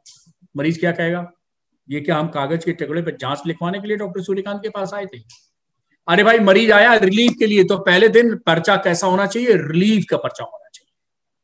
पहली नजर का प्यार हो जाए, मोहब्बत हो जाए आपसे उसको, कि भैया डॉक्टर तो हमने बहुत देखे, लेकिन ये असली डॉक्टर मिला, हम छोड़ेंगे नहीं इसको। ये भले हमको छोड़ दे, हम इसको नहीं छोड़ेंगे। चाहे जच्चा बीमार हो, चाहे बच्चा बीमार हो, चाहे बुढ़ा बीमार हो, हम आएंगे इसी के पास। चाहे जो बीमारी हो, आएंगे पहले इसी के पास। ये मेरा फैमिली फिजिशियन है। अब ये कहेगा कि मेडिकल कॉलेज में दिखा दो या डिस्ट्रिक्ट हॉस्पिटल, तो हम दिखा देंगे, लेकिन असली पहला प्यार तो मेरा यही है। तो पहला प्यार बनने की कोशिश करिए। तो नॉन स्पेसिफिक, यानी नॉन स्पेसिफिक ट्रीटमेंट मतलब सिम्टोमेटिक ट्रीटमेंट। सूखी खांसी आ रही है, गीली खांसी आ रही है, या एलर्जी वाली लग रही है, या अस्थमा वाली लग रही है, तो उसके हिसाब से पहला पर्चा। मान लो खांसी है, खांसी के साथ बलगम भी है, बुखार भी है, तो नेचुरली आप बुखार के लिए पैरासिटामोल लिखेंगे। खांसी विद बलगम है तो एक्सपेक्टोरेंट लिखेंगे, और बलगम गाढ़ा है, पीला है और साथ में बुखार भी है, मतलब लोअर रेस्पिरेटरी ट्रैक्ट इन्फेक्शन या है। क्योंकि बलगम कहां से निकलेगा? जब lower respiratory tract infection, upper respiratory tract से इन्फेक्शन से बलगम नहीं निकलता, जीईआरडी से बलगम नहीं निकलता, एलर्जिक राइनाइटिस से बलगम नहीं निकलता, एलर्जिक फेरेंजाइटिस से बलगम नहीं निकलता, साइनोसाइटिस से बलगम नहीं निकलता, पोस्ट नेजल ड्रिप से बलगम नहीं निकलता। बलगम कहां से निकलेगा? जब क्रोनिक ब्रोंकाइटिस होगी, ब्रोंकाइटिस होगी, या अस्थमा होगा, या लोअर रेस्पिरेटरी ट्रैक्ट इन्फेक्शन होगा, यानी लंग के फेफड़ों के बीचों बीच में इन्फेक्शन होगा। गले तक के इन्फेक्शन में बलगम नहीं निकलेगा। तो उसको चाहिए पहला पर्चा कैसा होना चाहिए? रिलीफ का पर्चा, यानी सिम्टोमेटिक पर्चा।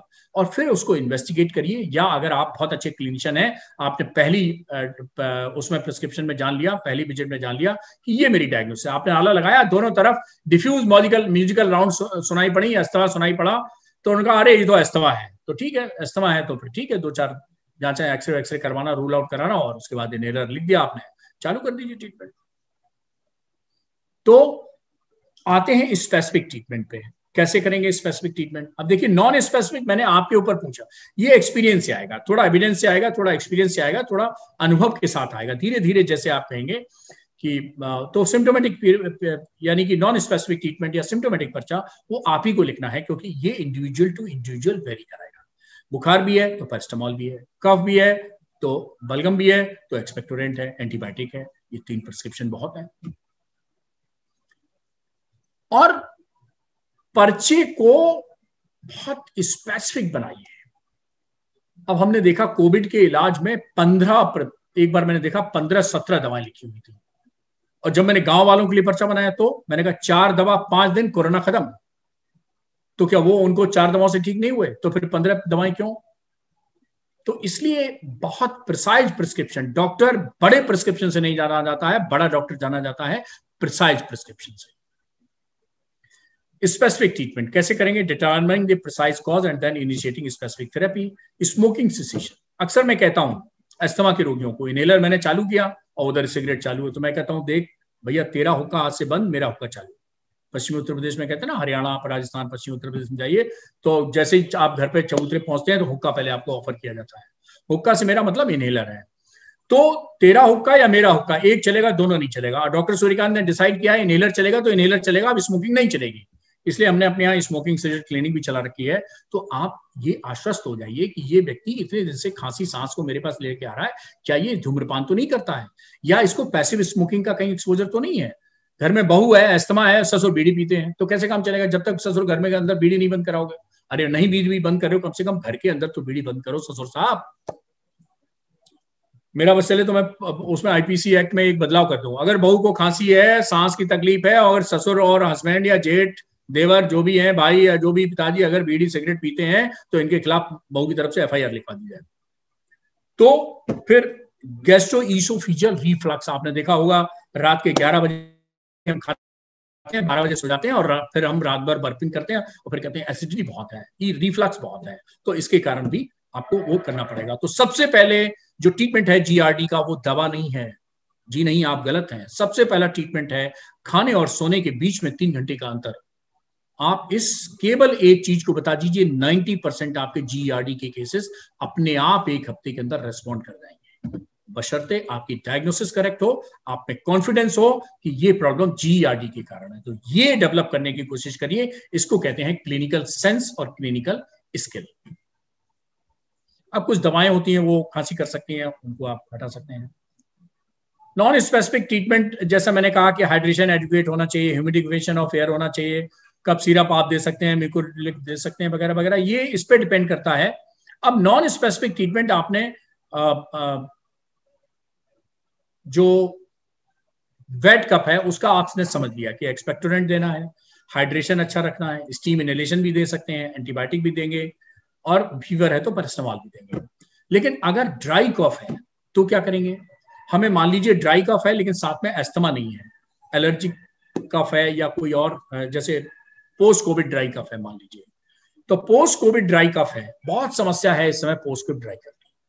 तो जैसा गाइडलाइंस में पहले लिखा था, पोस्ट कोविड में हमने बहुत चालू किया देखिए कोविड के दौरान तो ड्राई भी हो सकता है और वेट भी हो सकता है, दोनों हो सकते हैं। क्यों? निमोनिया हुआ तो बाद में निमोनिया रिजॉल्व होगा तो बलगम निकलेगा। तो जब बलगम निकलेगा तो आप उसको एक्सपेक्टोरेंट देंगे, यानी गुफेनासिन या एम्ब्रोक्सोल या ब्रोमैक्सिन टाइप की जो प्रिपरेशन होती है वो देंगे। साथ में अगर ब्रोंकोस्पाज्म भी है तो उसको आप ब्रोंकोडायलेटर कम एक्सपेक्टोरेंट देंगे, एक्सपेक्टोरेंट कम ब्रोंकोडायलेटर वाला कफ सिरप देंगे। लेकिन अगर वेट कफ नहीं है, सिंपल ड्राई कफ है और साथ में अस्थमा नहीं है, तो आप कौन सा ड्राई कफ देंगे? कफ सप्रेसेंट देंगे। और कफ सप्रेसेंट दो तरह के होते हैं, एक कोडीन सेंट्रल नर्वस सिस्टम पे एक्ट करते हैं और दूसरा पेरिफेरल रिसेप्टर पे। तो जो जो पेरिफेरल पे होते हैं वो लोकल एनेस्थेटिक हो सकता है, बेंजोकिन या लोजेंजेस जिसको कई बार कहते हैं ना, हर्बल नॉन हर्बल केमिकल, वो हर्बल आते हैं चूसने की, जितनी देर चूसते रहेंगे लोजेंजेस उतनी देर खांसी नहीं आएगी, ड्राई कफ नहीं आएगा। तो आप सोशल स्टिग्मा भी है ना कफ, तो आप मुंह में चूसते रहिए उतनी देर खांसी नहीं आएगी। तो बहुत सारे ये सब चीजें आती हैं, शहद भी है जिसमें हमारा बहुत सारी आयुर्वेदिक प्रिपरेशन भी आती है, वो सब आप इस्तेमाल कर सकते हैं।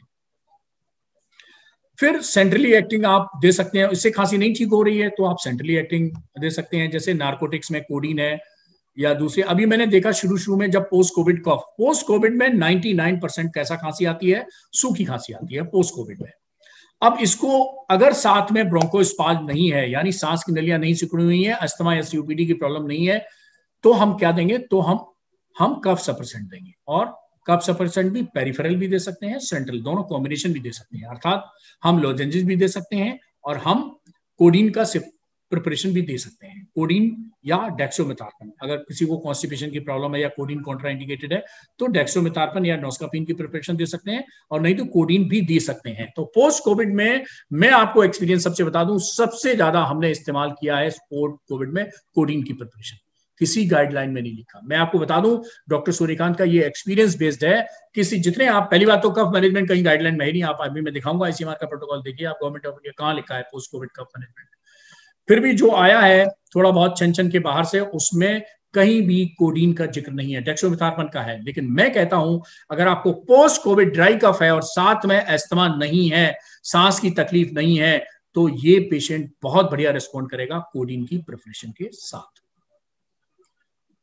अब ये जो छोटा मोटा एलर्जिक कफ होता है जो अक्सर हो जाता है मौसम बदलने पे, उनमें आप सिंपल जो है मोंटेलिकास प्लस लिवोसेट्रिजिन की प्रिपरेशन दे सकते हैं। अगर ये साथ में क्योंकि 80% केसेस में ये भी देखा गया है कि अस्थमा और गले की एलर्जी ये एक साथ, नाक और गले की एलर्जी और अस्थमा ये एक साथ जुड़े होते हैं। जब एक साथ जुड़े होते हैं तो आपको इनहेलर भी देना है और आपको मोंटेलिकास और लिवोसेट्रिजिन का कॉम्बिनेशन भी देना है। तो आप दे सकते हैं, इनहेल ब्रोंकोडायलेटर भी दे सकते हैं और कॉर्टिकोस्टेरॉइड भी दे सकते हैं। अब कोविड के पर्टिकुलर परिप्रेक्ष्य में, हालांकि मैंने बता दिया आपको कि during COVID usually dry cough भी हो सकता है, वेट कफ भी हो सकता है, लेकिन post COVID mostly dry cough होता है।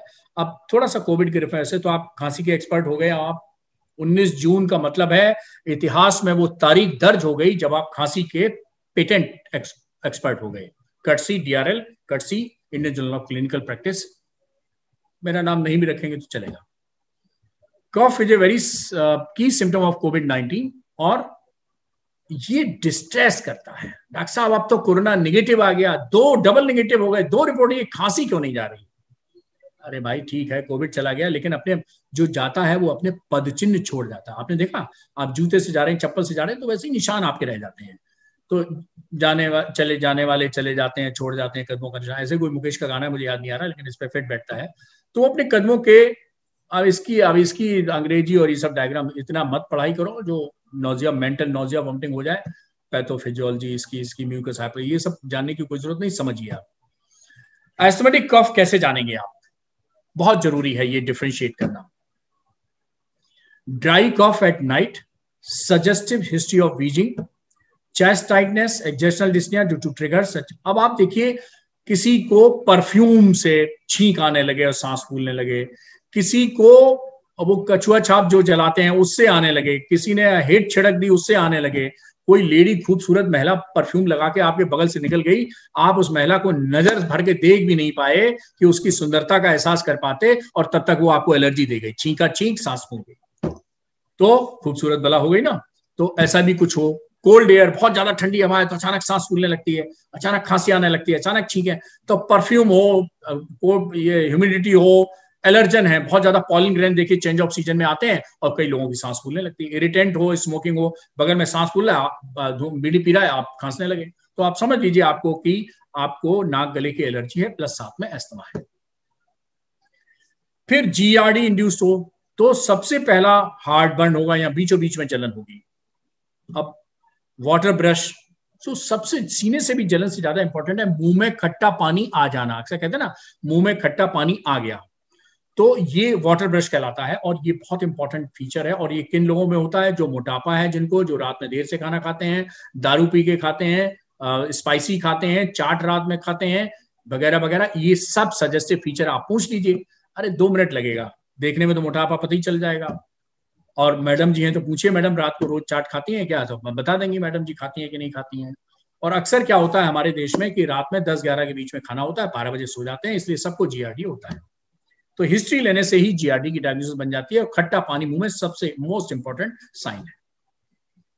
किसी दवा से हो रहा है तो पर्टिकुलरली दवाएं, खासतौर पर एस इनहिबिटर जो आपके होते हैं उनसे। फिर आपको ब्रोंकाइटिस।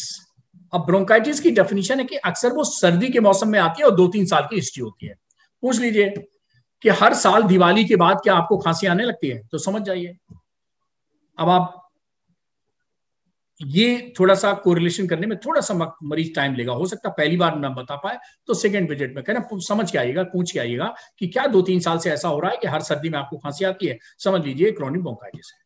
ट्यूबरक्लोसिस है, 2 हफ्ते से ज्यादा खांसी है, खासतौर पर फीवर है, खांसी में ब्लड आ रहा है, ये भूख कम लग रही है, वजन कम हो गया, ये सब सिम्टम सजेस्टिव टीबी के हैं, तो 2 बलगम की जांच कराइए, sputum for AFB and sputum for CBNet TB. 2 बलगम की जांच कराइए दोनों के लिए और बस आपकी डायग्नोसिस कंफर्म हो जाएगी टीबी है या नहीं है। ब्रोंकाइटिस एक बीमारी होती है, उसमें ब्रोंकाई जो सांस की नलियां हैं वो एबनॉर्मली परमानेंटली डायलेट हो जाती हैं और उसमें म्यूकस उसी में फंस जाता है, रिटेंशन हो जाता है, जैसे आपकी बाथरूम की नाली कभी कभी चोक हो जाती है। तो उसी तरह सिक्रीशन जो होते हैं लंग के वो उसी में चोक हो जाते हैं, फिर उसमें बैक्टीरिया का इन्फेक्शन होता है, रिकरेंट एपिसोड ऑफ एक्सपेक्टोरेशन, बलगम बेक एक गिलास आता है, बहुत भारी आता है, ये ब्रोंकाइटिस कहलाती है।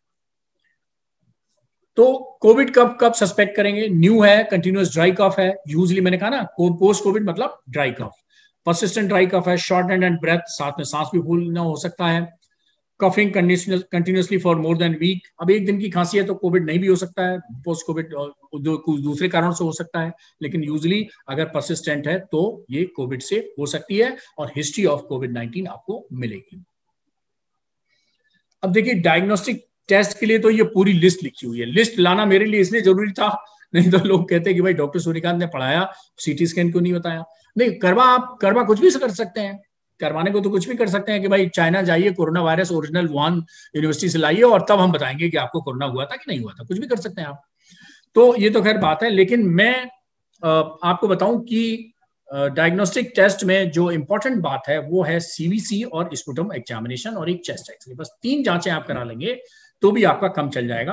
और कराने को तो, और पल्स ऑक्सीमीटर से ऑक्सीजन, अब ये कोई जांच नहीं रहेगी, ये तो बिल्कुल घर का ऐसे हो गया है, जैसे बहुत सिंपल घर में टॉर्च होनी चाहिए, घर में मोबाइल होना चाहिए, ऐसे ही पल्स ऑक्सीमीटर होना चाहिए, इतनी नेसेसिटी बन गई है।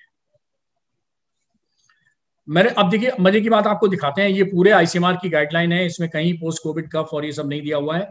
एक बार मैं बता दूं कि मैनेजमेंट के लिए मैंने अपने पर्सनल प्रोटोकॉल में आपके लिए लेके आया हूं, एक बस रिवीजन कर सकता हूं, हो सकता 3rd वेव के पहले हमारी आपकी बातचीत ना हो पाए, उसमें आपको कोविड देखना पड़े। तो बहुत simple formula, 90 magic number 90 magic number 94। Oxygen आपके पास सिर्फ और सिर्फ पल्स ऑक्सीमीटर हो तो आप दुनिया का कोरोना ठीक कर सकते हैं, दुनिया का कोरोना डायग्नोस कर सकते हैं, दुनिया के कोरोना को आप ठीक कर सकते हैं। बहुत सिंपल है और ये बिल्कुल एविडेंस बेस्ड है। केवल अंतर जहां होगा मैं आपको बता दूंगा। उत्तर प्रदेश की गवर्नमेंट का 6 अगस्त 2020 को प्रोटोकॉल आया था आइवरमेक्टिन डॉक्सीसाइक्लिन का कोविड-19 के लिए। Doctor Suryakant was the external expert for formulating that GO, मैंने बनाया था वो जियो। उस जो जियो के आधार पर आप जितने 94% से ऊपर हैं उन सबको आइसोलेशन कर दीजिए, प्लस आइवरमेक्टिन डॉक्सीसाइक्लिन दे दीजिए और सिम्टोमेटिक एंड सपोर्टिव ट्रीटमेंट दीजिए, दैट्स ऑल। मैं आपको बता दूं विटामिन लिखते तो हम भी हैं, लेकिन विटामिन से कोरोना मरता है ये बिल्कुल असत्य है। 5 दिन के विटामिन से आप भिखारी से या पुअर इम्यूनिटी वाले से आप बजरंग बली बन जाते हो, ये बिल्कुल गलत है। 5 दिन के विटामिन बी, सी, डी, जिंक और ये सब लेने से आपके अंदर कोई इम्यूनिटी नहीं भर जाएगी। ये बिल्कुल गलत प्रोसेस है। Immunity is a long term process. Immunity जब आप पेट में, मां के पेट में पल रहे होते हैं, वहां से इम्यूनिटी की प्रक्रिया शुरू होती है और बहुत लंबी प्रक्रिया है। इस पे एक अलग लेक्चर की जरूरत है, आज मैं नहीं बता पाऊंगा। लेकिन मैं आपको बता दूं, ये जो लोगों को कॉन्सेप्ट है कि आज काढ़ा पिया सुबह और शाम को बजरंगबली हो गए, बिल्कुल गलत। 5 सेब खा लिए 4 दिन में तो आप बजरंगबली हो गए, बिल्कुल गलत। अरे आप सुग्रीव हो तो सुग्रीव रहोगे, बाली नहीं हो पाओगे। तो आप ये इम्यूनिटी की लॉन्ग टर्म प्रक्रिया, इसीलिए गांव वालों के लिए जब मैंने पर्चा बनाया तो सिर्फ 4 दवाएं, 5 दिन, कोरोना खत्म। मैंने कहीं विटामिन बी, सी, डी, जिंक, हाँ ठीक है, आप पर्चा है, फैशन में है, गाइडलाइन में है, आप लिख दीजिए। नहीं तो मरीज कहेगा डॉक्टर साहब वो तो गाइडलाइन में, प्रोटोकॉल में सब लिखा हुआ है, विटामिन बी नहीं लिखा आपने, सी नहीं लिखा, जेड नहीं, जी नहीं, जिंक नहीं लिखा, विटामिन डी नहीं लिखा। आप सब लिख दीजिए, क्योंकि आपको लिहाज का भी ट्रीटमेंट करना है, आपको समाज के जो सोशल परसेप्शन होते हैं उनका भी इलाज करना है।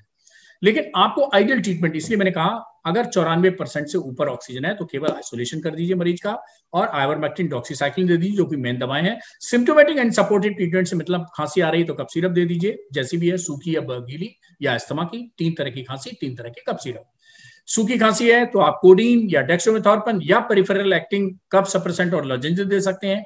बलगम वाली खांसी है तो एनेस्टेलसिस्टीन, ब्रोमहेक्सिन वगैरह इनकी प्रिपरेशन दे सकते हैं। और विद स्पाज्मोडिक खांसी है यानी सांस वाली खांसी है तो आप एक्सपेक्टोरेंट कम ब्रोंकोडायलेटर दे सकते हैं, जिसमें साल्बुटामॉल या ट्रिब्यूटालिन मिला होता है। तो अब देखिए, खांसी मान लो टीबी की है और खांसी के साथ साथ खून आ रहा है तो कौन सा कफ सिरप देंगे? 100% कोडीन वाला सिरप देंगे। लेकिन अगर अस्थमा है और उसमें सूखी खांसी आ रही तो कोडीन देंगे? बिल्कुल नहीं देंगे। तो आप कौन सा सिरप देंगे? तो आप ब्रोंकोडायलेटर वाला कफ सिरप देंगे जिसमें सैल्ब्यूटामॉल या ट्रिब्यूटालिन मिले हुए हैं, साथ में गुफेनासिन है या ब्रोमैक्सिन है। तो ये अंतर होता है।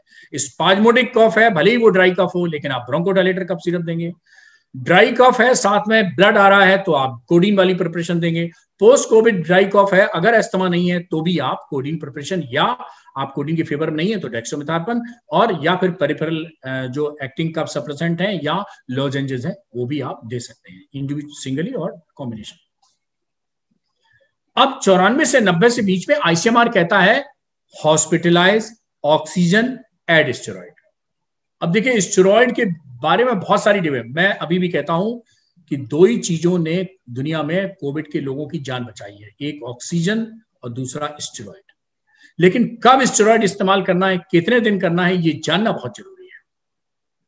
तो अब 94 से नीचे जब ऑक्सीजन आई और 90 के बीच में है, magic number 94, magic number 94, doctor Suryakant 2 magic number याद करिए ऑक्सीजन के, मैजिक नंबर 94, मैजिक नंबर 90। तो 94 और 90 के बीच में आप ऑक्सीजन मान लीजिए नहीं दे पा रहे हैं किसी कारण से, तो क्या बिना ऑक्सीजन सिलेंडर, बिना अस्पताल, बिना ऑक्सीजन कंसंट्रेटर के ऑक्सीजन बढ़ा सकते हैं? जी हाँ, बढ़ा सकते हैं। मरीज को कहिए उल्टे लेट जाए, पेट के बल लेट जाए, 5 से 10 तो छोड़िए, 15% तक ऑक्सीजन को मैंने सैचुरेशन को बढ़ते हुए देखा है प्रोन पोजीशन।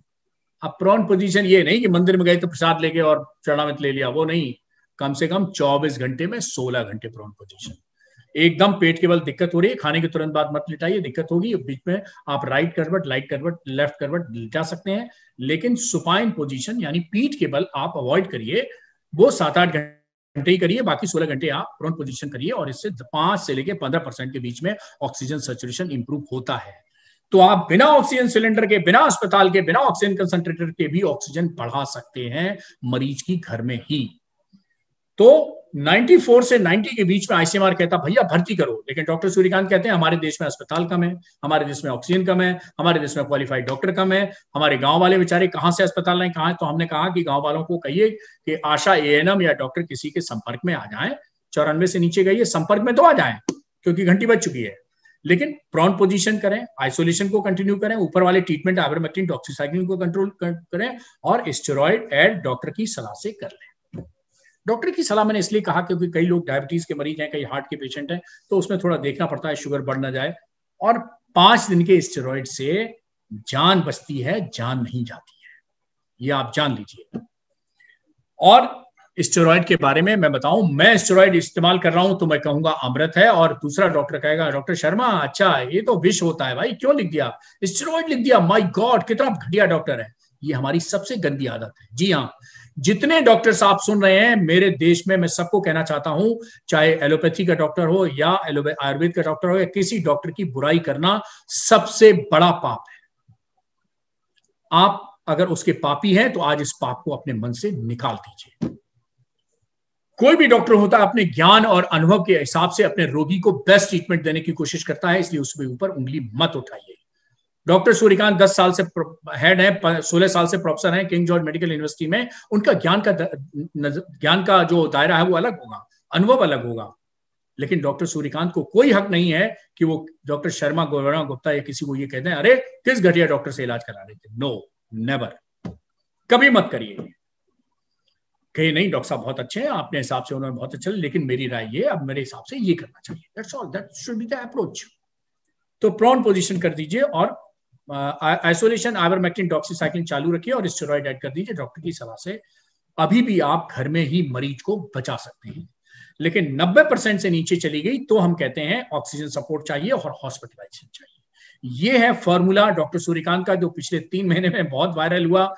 देश के 14 स्टेट में इस फॉर्मूले से लोगों ने ट्रीटमेंट किया, जाने बचाई। मैं सबका धन्यवाद करता हूं कि लोगों ने मुझे सुना, समझा, पहचाना, जाना और लोगों की जान बचाने में मददगार साबित हुए। मेरे पास बहुत एप्रिसिएशन मैसेजेस आए कि आपने इतना सिंप्लीफाइड प्रोटोकॉल कर दिया। आप देख लीजिए, अगर इस प्रोटोकॉल को आप पढ़ेंगे तो 2 दिन में आपको नहीं समझ आ पाएगा, लेकिन इसको पढ़ेंगे तो 2 मिनट में समझ में आ जाएगा। डीआरएल से मेरा रिक्वेस्ट है, आईजेसीपी से मेरा रिक्वेस्ट है कि सभी लोगों से कहें कि वो अपने जो भी फॉलोअर व्यूअर हैं उनको बाद में भी यूट्यूब में जाएगा तो ये वहां से आप दोबारा देख सकते हैं, पढ़ सकते हैं और ले भी सकते हैं। अब कुछ होते हैं रेड फ्लैग साइंस इन कोविड-19। जी हाँ, जानना बहुत जरूरी है, क्योंकि यही वो साइन है जब अगर रेड फ्लैग साइन हो जाए तो आपको पेशेंट को भर्ती करना पड़ता है तुरंत। बिल्कुल अंग्रेजी मत पढ़िए, मैं ऐसे ही बता देता हूं। होठ और मुंह जबान नीले पड़ गए हो यानी साइनोसिस हो गई हो। आदमी को सांस इतनी फूल रही हो कि वो पूरा सेंटेंस ना बोल पाए, जैसे उसने बोला कि डॉक्टर साहब मेरी सांस फूल रही है, और वो कह रहा है डॉक्टर साहब हाँ मेरी सांस फूल रही है। तो आप समझ लो कि 100% अब घर में इसका इलाज नहीं हो सकता है, अब इसको अस्पताल की जरूरत है। और bluish discolouration of skin and mucosa, जिसको हम अंग्रेजी में मेडिकल साइंस में साइनोसिस कहते हैं, वो हो रही हो तो भी आपको जाना है। और तीसरा, अगर फीवर 104 से नहीं नीचे आ रहा है तो, और चौथा, अगर मरीज बेहोशी में जा रहा है। ये बस 4 चीजें याद रख लेना। इतनी 50 लाइनें अंग्रेजी पढ़ने की कोई जरूरत नहीं, जानने की कोई जरूरत नहीं। अब इसका मैनेजमेंट वैसे तो काफी कुछ हो ही गया है, लेकिन कुछ जान लीजिए कि प्रोडक्ट करते क्या है। ये अम्ब्रोक्सोल है, बड़ा अच्छा प्रोडक्ट है, आई लाइक इट। तो बेनिफिशियल फार्माकोलॉजिकल प्रॉपर्टीज ऑफ अम्ब्रोक्सोल क्या होती है? एंटी इन्फ्लेमेटरी प्रॉपर्टी होती है, एंटीऑक्सीडेंट होती है, एंटीवायरल होती है, और ये रिलीज ऑफ सर्फेक्टेंट कहता है। सर्फेक्टेंट एक तरह से एल्वुलाई के अंदर एक आवरण होता है जो प्रोटेक्टिव होता है, लोकल इम्यूनिटी को बढ़ावा देता है। और बहुत सारे हैं कि ये सार्स कोविड के जो मल्टीप्लिकेशन फेज है, वायरल फेज है, निमोनिया फेज है, उसमें वायरस की संख्या को भी कम कर सकता है। और ड्राई कफ के लिए मैंने बता ही दिया कि अर्ली स्टेज में आप दे सकते हैं नॉन नार्कोटिक या नार्कोटिक कफ सप्रेसेंट दे सकते हैं। और अर्ली फेज जब कोविड निमोनिया है, जब निमोनिया रिजॉल्व हो रही है, बलगम निकल रहा है, तो आप म्यूकोलिटिक और एक्सपेक्टोरेंट दे सकते हैं, ब्रोमैक्सिन या एम्ब्रोक्सोल के। और ये कुछ सुक्रिल ब्रोस बेस सीरा। अब देखिए हमारे देश में क्या है, करीब 8 से 10 करोड़ डायबिटीज के रोगी हैं। अब मैंने बहुत साल पहले, 10 साल पहले कहना शुरू किया, देखो भाई ऐसा करो, तुम सब लोग जितने खांसी का सिरप बना लो सब शुगर फ्री बना लो। उससे क्या, मुझे दिमाग नहीं, डॉक्टर सूर्यकांत को दिमाग नहीं लगाना यार ये शुगर फ्री है कि नहीं है कि नहीं है। तो अभी भी मेरा सबसे निवेदन है कि वही कप सिरप लिखिए जिसमें पूरी तरह से आप कॉन्फिडेंट हो ये शुगर फ्री है, दिमाग न लगाना पड़े। कई लोग तो छुपा जाते हैं, कौन बताया डॉक्टर साहब से, अभी डायबिटीज का भी इलाज करने लगेंगे। डायबिटीज के हमारे डॉक्टर है ना, सिंह साहब बढ़िया है, उनको इलाज करने दो, इन्हें शर्मा जी को केवल खांसी का इलाज करने दो। तो बताएगा डायबिटीज नहीं बताएगा नहीं, वो तो सब हम उनका इलाज कराते हैं। तो आप ये जान के कि जो हमारे पास आ रहा है, आप मानिए सब डायबिटीज के आ रहे हैं, तो आप सबको शुगर फ्री लिखिए। हाँ, बच्चे हैं तो ठीक है, शुगर बेस उनको पसंद होता है, उनको आप लिख सकते हैं, दैट्स अ डिफरेंट स्टोरी। बचाव कैसे करेंगे?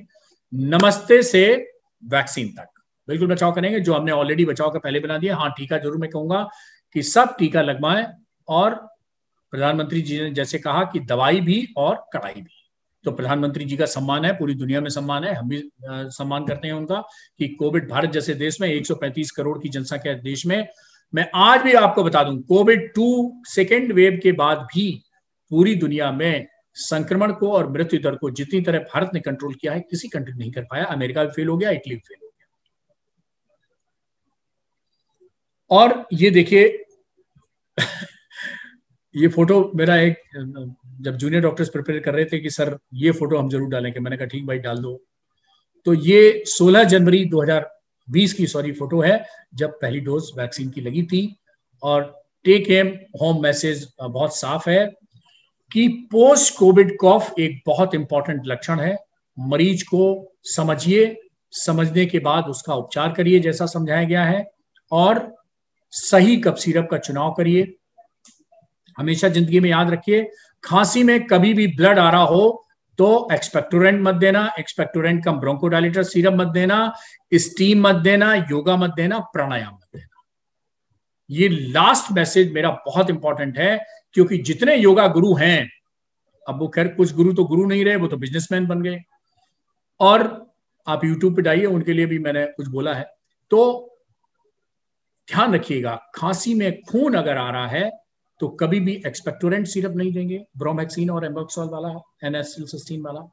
कभी भी आप टर्बुटालिन, सल्बुटालिन, ब्रोंकोडायलेटर वाला सिरप नहीं देंगे, और कभी स्टीम इनहेलेशन के लिए नहीं उसको कहेंगे, और कभी प्राणायाम को करने को नहीं कहेंगे। क्योंकि कोई भी ऐसी चीज जो लंग का मूवमेंट बढ़ा देती है, वो ब्लड और आने देगी, उसके हेमोप्टिसिस और होगी। आपने कब एक्सपेक्टोरेंट दिया और खांसी आई, एक्सपेक्टोरेंट निकालने की कोशिश की और ब्लड आएगा। आपने एक्सपेक्टोरेंट कम ब्रोंकोडायलेटर दिया, उसमें भी एक्सपेक्टोरेंट और ब्लड आएगा। आपने स्टीम दी, स्टीम प्रोवोक करेगी और ब्लड आएगा। और आपने कहा प्राणायाम करो, फूं फा, ये नाक बंद वो बंद, सांस वांस निकालने का, प्राणायाम का उपयोग है वो सही जगह, दूसरी जगह है, उस प्राणायाम पर मैं किसी और दिन आपका लेक्चर ले सकता हूं। लेकिन प्राणायाम अगर आपने हेमोप्टिसिस वाले मरीज को किया तो बहुत गलत साबित होगा, मरीज इतना खून आएगा कि वो वहीं मर जाएगा। इसलिए प्राणायाम, स्टीम इनहेलेशन, एक्सपेक्टोरेंट, ये खांसी विद ब्लड बिल्कुल नहीं लिखने हैं जिंदगी में कभी भी। बहुत बहुत धन्यवाद, फूलों से धन्यवाद। Looks like connection is lost. I think yeah. So शायद ऐसा लगता है कि सर का कोई टेक्निकल इशू हो गया है। जब तक सर ज्वाइन बैक करते हैं, हम इसी टॉपिक पर रिवाइज करते हैं कि हमने आज क्या देखा, कोविड में हम अपने आप को कैसे बचाएं, जैसे हम लोगों से दूर रहे हमारे प्रणाम से, हम किस तरीके से अपने आप को मास्क के साथ प्रोटेक्ट करें, एंड वही सलाह दूसरों को भी दे जो हमारे पास एज अ पेशेंट आते हैं या उनके रिश्तेदार आते हैं। कफ अगर कोविड में है तो शुरुआत का सूखी खांसी को हम कैसे मैनेज करेंगे, जब वो खांसी गीली हो जाती या प्रोडक्टिव कफ होता है तो उसे कैसे मैनेज करेंगे, और उन चीजों को डिफरेंशिएट कैसे करेंगे। जब कफ इन कोविड होता है या कोविड वाली खांसी होती है, वो बहुत ज्यादा इरिटेटिंग और कंटिन्यूअस होती है ना। तो ये सारी बातों के ऊपर हम डिस्कशन शुरू रखेंगे जब तक हम सर का वेट करेंगे। I think he will join back in maybe 2-3 more minutes, and we will take the queries further. मुझे ऐसा लगता है कि शायद हम सारी क्वेरीज आज ले नहीं पाएंगे, और मुझे बहुत खुशी है कि ये इतना सुंदर प्रोग्राम हम अगली बार भी कंटिन्यू रखने वाले हैं। तो हम बहुत जल्दी मिलेंगे पार्ट 2 में, जहां पर हम ये सारी चीजों की डिस्कशन वापस कंटिन्यू करेंगे, और हमारे सारे क्वेश्चंस को भी वहां पर आंसर करवा कर लेंगे सर से, क्योंकि सर जिस तरीके से सारी चीजें बहुत इजीली समझाते हैं, बहुत बार हमें दिक्कत नहीं होती है कि चीजें समझने में, बिकॉज सारी चीजें बहुत सिंपल सहज हैं।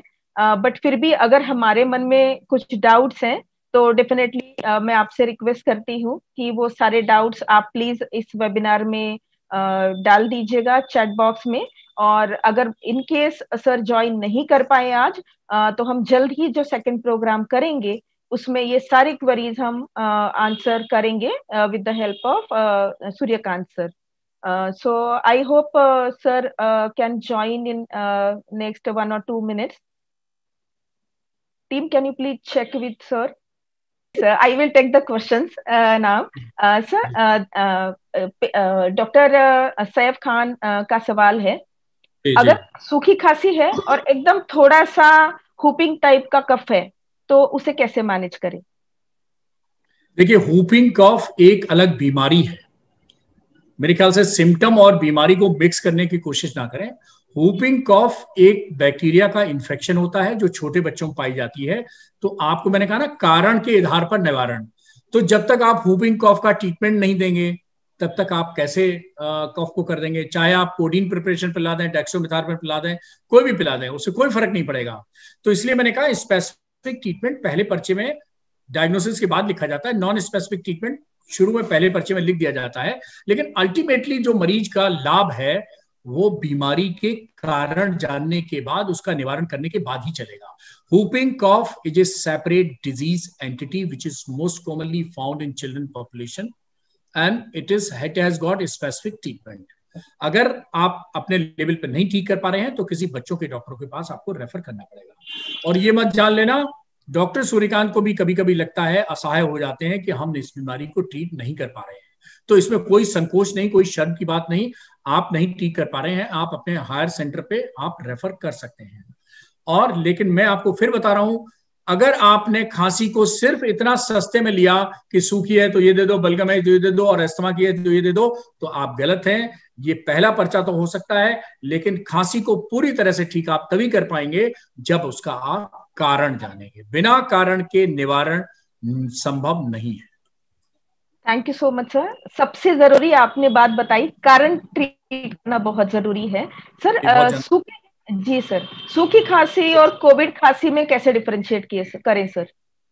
नहीं, कोविड की कोई खांसी नहीं होती है. कोविड के कारण सूखी खांसी पोस्ट कोविड पीरियड में होती है, और एक्यूट कोविड में यानी कोविड फेज में यूजुअली निमोनिया के बाद, जब निमोनिया रिजॉल्व होता है तो बलगम इकट्ठा होता है, सांस के लिए निकलेगा तो इकट्ठा होगा तो निकलेगा. तो कफ इज ए प्रोटेक्टिव मैकेनिज्म मैंने बताया.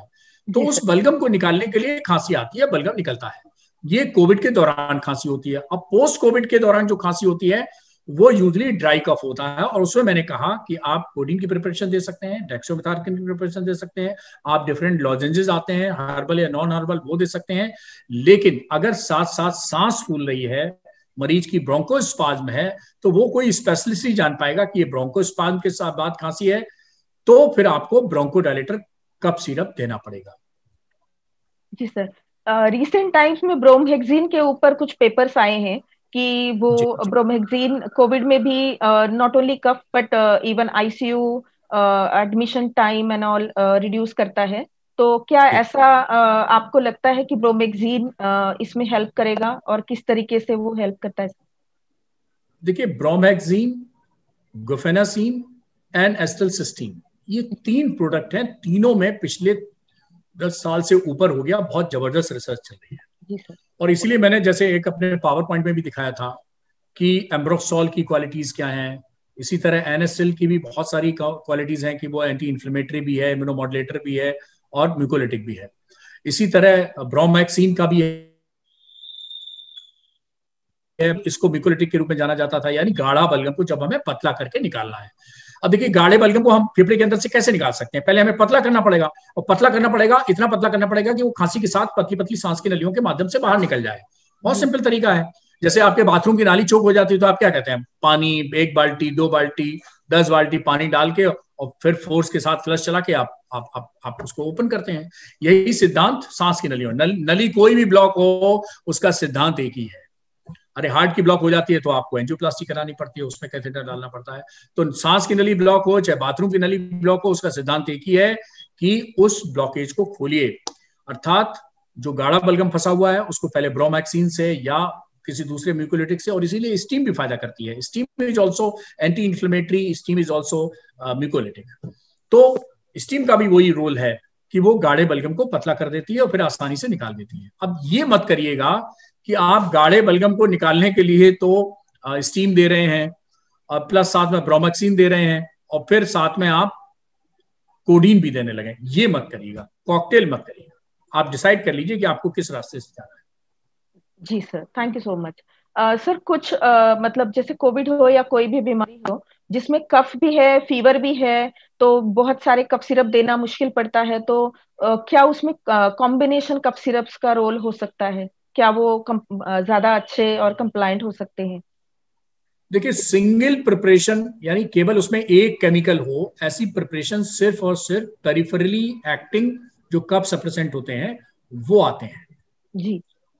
वरना तो जितने कप सिरप हैं वो सब कॉम्बिनेशन ही सिरप आते हैं और हम कॉम्बिनेशन ही में लिखते हैं। जैसे यूजली कोडीन का प्रिपरेशन का सीपीएम के साथ कॉम्बिनेशन आता है, डेक्सट्रोमेथार्पन वाला है वो भी सीपीएम के साथ या क्लोरफेनेमिन मैलिएट के साथ आता है।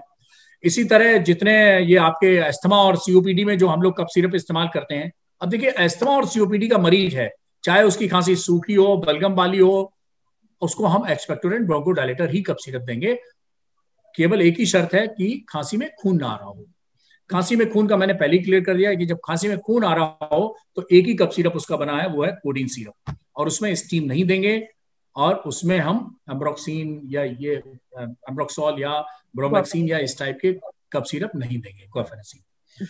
तो कोविड में जैसा मैंने कहा कि ड्यूरिंग कोविड ड्राई कप भी हो सकता है, वेट कप भी हो सकता है, लेकिन पोस्ट कोविड ज्यादातर ड्राई कफ होता है और उसमें कोडीन चॉइस दे सकते हैं या आप लॉजेंजेस भी साथ में दे सकते हैं, पेरिफेरली जो एक्टिंग है वो भी दे सकते हैं कफ सिरप, और कॉम्बिनेशन सिरप ही ज्यादातर आजकल प्रिस्क्राइब दिए जाते हैं, सिंगल वाले तो बहुत कम प्रिस्क्रिप्शन मिलता है। और दूसरी बात है कि कोविड पोस्ट कोविड में केवल एक चीज देखनी होती है कि इसके साथ साथ इसको अस्थमा और सांस की तकलीफ तो नहीं है, तो उसमें फिर हम उसको नेबुलाइजेशन देते हैं, उसके साथ साथ हम उसको एक्सपेक्टोरेंट ब्रोंकोडायलेटर कप सिरप देते हैं, ब्रोमैक्सिन ये सल्बुटामॉल या टर्बिटोलिन प्रिपरेशन का, तब जाके उसकी खांसी रिस्पॉन्ड करते हैं। और फिर मैं कह रहा हूं, खांसी को सिर्फ खांसी ट्रीट करने के उद्देश्य से आप ट्रीट करेंगे तो कभी अच्छे खांसी के डॉक्टर नहीं बन पाएंगे। कारण जानिए, निवारण करिए। जी सर, धन्यवाद। सर काफी लेट हो रहा है, बट सिर्फ 3 क्वेश्चन मैं लेना चाहूंगी अगर आपकी परमिशन है तो। ले लीजिए, मेरे कारण लेट हुआ, मैं हाजिर हूँ। नहीं सर, सॉरी। एक्चुअली डॉक्टर पूछना चाहते हैं, उनका 10 महीने का बच्चा है जिसे कंटिन्यूअस खांसी हो रही है, तो वो क्या मेडिसिन दे? 10 महीने का बच्चा है? 10 महीने का बच्चा है। देखिए कभी भी जब आप प्रैक्टिस करें तो पहली तो बात, तो जैसे मेरे पास बच्चे आते हैं, मैं कहता हूं भाई मैं एडल्ट का बच्चा हूं, बच्चों वालों के पास जाइए। तो छोटे बच्चों का ट्रीटमेंट करना, चाहे वो खांसी का हो या किसी और बीमारी का हो, ये बहुत डिफिकल्ट जॉब है। फैमिली फिजिशियन को सिर्फ एक पर्चा लिख के देना चाहिए और उसके नीचे लिख देना चाहिए कि अगर आराम ना मिले तो आप तुरंत बच्चों के डॉक्टर को दिखाएं। अब 10 महीने के बच्चे को सिंपल एलर्जिक कफ हो सकता है, अस्थमा का भी कफ हो सकता है, होपिंग कफ जैसे अभी डॉक्टर साहब कह रहे थे वो भी हो सकता है। तो ये कह पाना ये बहुत मुश्किल है कि कौन सा कफ सिरप देंगे। सूखी खांसी आ रही है तो बच्चों को कोडीन दी नहीं जाती, गर्भवती महिलाओं को कोडीन दी नहीं जाती, बच्चों को दूध पिलाती हुई माताओं को कोडीन की प्रिपरेशन दी नहीं जाती। तो इन 3 लोगों को कोडीन की कफ सिरप हम लोग नहीं देते हैं, तो इनको हम डेक्स्ट्रोमेथार्पन की प्रिपरेशन दे सकते हैं। अगर बलगम आ रहा है तो ब्रोमैक्सिन या एम्ब्रोक्सोल की प्रिपरेशन हम दे सकते हैं। सर अगला क्वेश्चन भी इसी से रिलेटेड है। प्रेग्नेंट फीमेल्स को कफ सिरप देना सेफ है और कौन से ट्रायल? प्रेग्नेंट, हाँ नहीं, प्रेग्नेंट, देखिए प्रेग्नेंट लोगों को कफ सिरप हम लोग देते हैं, एम्ब्रोक्सोल दे सकते हैं, ब्रोमैक्सिन दे सकते हैं, एनेस्टलसिस्टिन दे सकते हैं, लेकिन कोडीन कभी नहीं दे सकते हैं। तो हम कफ सिरप की बजाय प्रीमियल्स को क्या कहते हैं कि स्टीम ले लें और लॉजेंजेस ले लें, चूसने वाली दवाई लें। तो आप प्रेग्नेंट फीमेल को कोशिश करिए कफ सिरप देना अवॉइड करिए, और कोडीन तो गलती से भी नहीं। तो कोडीन किसमें नहीं देना है, खास जिस प्रेगनेंसी में नहीं देना है, लैक्टेटिंग मदर्स में नहीं देना है और छोटे बच्चों में नहीं देना है। इन 3 लोगों में कोडीन की प्रिपरेशन को नहीं देना है। जी सर, धन्यवाद। सर कुछ क्वेश्चंस हैं, बट हम अगले भाग में ऐसे भी मिलने वाले हैं, तो हमने ये सोचा है कि वो क्वेश्चन हम अगली बार ले लेंगे। हम जल्दी मिलेंगे सेकंड पार्ट के लिए। सिर्फ एक लास्ट क्वेश्चन सर, कोविड में डायबिटीज बहुत कॉमनली दिखा है, उसकी एसोसिएशन, तो ये जो आपने बताया, ये जो शुगर फ्री कफ सिरप्स हैं, तो आपको ऐसा लगता है कि वो काम करेंगे, मतलब अच्छा रहेंगे ये डायबिटीज वालों में कोविड ज्यादा होता है और गंभीर कोविड ज्यादा होता है जी सर। और इसीलिए मैंने तो और जनरलाइज कर दिया है इसको कि आप ये दिमाग ही मत लगाइए कौन डायबिटिक है कौन नहीं है, सबको शुगर फ्री लिखिए। तो my preference is for sugar free cough syrup, whether it's a cough suppressant, expectorant और ब्रोंकोडायलेटर कफ सिरप। 3 तरह के कफ सिरप बताए मैंने, cough suppressant, expectorant and expectorant cum bronchodilator. तीनों में मेरी चॉइस जो है, और तीनों के आते हैं, शुगर फ्री आते हैं, आप निश्चिंत रहें। आप मैंने तो लड़ झगड़ के आज से 10 साल पहले फार्मा को कहा, हमने कहा ये शुगर फ्री है, नहीं है, गेट आउट। अरे सर ने मैंने तो गेट आउट कर दिया, लेकिन उसे गेट आउट इतना चुभा कि उसने अपने नेशनल जो सेल्स मैनेजर था ना NSM, उसको फोन कर डाला, सर गया क्या आपने भेज दिया डॉक्टर के पास, डॉक्टर सूर्यकांत के पास गए तो उन्होंने गेट आउट करके भगा दिया। क्यों भगा दिया? कि साहब मेरा कफ सिरप शुगर फ्री नहीं था। तो जितने नेशनल सेल्स मैनेजर थे 10 साल, मुझे पता नहीं डीआर वाले को किसी को लताड़ मेरी पड़ी कि नहीं पड़ी, किसी को गेट आउट मिला कि नहीं मिला, कुछ ना कुछ तो मंदिर में आया तो कुछ ना कुछ तो प्रसाद मिलेगा। डॉक्टर सूर्यकांत के पास आए तो थोड़ा तो फटकार डांट मिल सकती है, ये मान के चलिए आप, लेकिन दुलार भी मिलेगा अगर आप पास हुए तो। जी और देखिए जो डांट फटकार मिलती है वो इसीलिए मिलती है कि आप इंप्रूव करें, इंप्रूव करने के लिए आपसे आत्मीयता है, आपसे मोहब्बत है, आपसे हम प्यार करते हैं इसलिए डांट रहे हैं, ये बस हमारा उद्देश्य समझ लीजिए। तो ऐसे बहुत सारी कंपनीज को मैंने सेंसिटाइज करना शुरू किया और तब जाकर के ये आज हो गया। आज mostly cough syrup they are sugar free cup syrups. जी सर, जी sir. Thank you so much, sir. I request Mr. Upendra to have a vote of thanks, please. Thank you doctor Archana. Doctor Suryakant, सबसे पहले तो doctor Reddy से जुड़े हजारों डॉक्टरों, more than 4000 doctor, 4000 डॉक्टरों ने आज आपके इस कार्यक्रम को सुना, तो उन सब के बिहाफ में मैं बहुत बहुत धन्यवाद देना चाहूंगा आपको। सर, आपकी फोटो, आपके पीछे 2 महापुरुषों के फोटो हमें दिख रहे हैं, बहुत अच्छा किया वो आपने देख लिए। हाँ, इसे जो नहीं देख पा रहे हैं वो और देख लेंगे जी। परिलक्षित होता है कि कितने उच्च विचार हैं आपके, जो आपके रोल मॉडल ऐसे हैं। बहुत ही अच्छा रहा सर आज का सेशन। कोविड से जुड़ी मेरे ख्याल से इस देश का हर नागरिक इससे जूझ रहा है पिछले 1-1.5 साल से, और हुआ क्या, इस प्रोसेस में बहुत सारी भ्रांतियां भी फैल गई। हम सारे लोग सोशल मीडिया से जुड़े हैं और सोशल मीडिया मदद भी करता है, लेकिन भ्रांतियों को भी फैलाने में बहुत बड़ा योगदान रहता है। और उन भ्रांतियों को आज आपने पिछले 1-1.25 घंटे में बहुत ही अच्छे से उन भ्रांतियों को आपने एड्रेस किया, सही जानकारी दी, और किसी भी इमरजेंसी सिनेरियो में किस तरह से एक्शन लेना चाहिए आपने बताया। मेरे ख्याल से ये जो नॉलेज रहा आज जो हम सबको मिला है, ये बहुत ही काम आएगा हम सभी के, और आगे भी इस चीज का लोग जो भी जुड़े हुए डॉक्टर हैं वो सदुपयोग करेंगे। सर, सभी विस्तार से जुड़े डॉक्टर रेड्डी से जुड़े डॉक्टरों की तरफ से मैं बहुत बहुत धन्यवाद दूंगा आपको सर, और बहुत ही जल्दी हम दोबारा कनेक्ट होंगे बहुत सारे और जो सवाल हैं उसके साथ, और आपसे मार्गदर्शन चाहते रहेंगे। धन्यवाद सर। धन्यवाद सर, धन्यवाद। आपने बहुत सुंदर भाषा में, सिंपल वे में आज हमें ये सारा ज्ञान दिया है जो हम शायद कभी भूल ही नहीं पाएंगे। Thank you so much sir, and thank you everyone, you are, thank you so much sir, thank you so much, take care.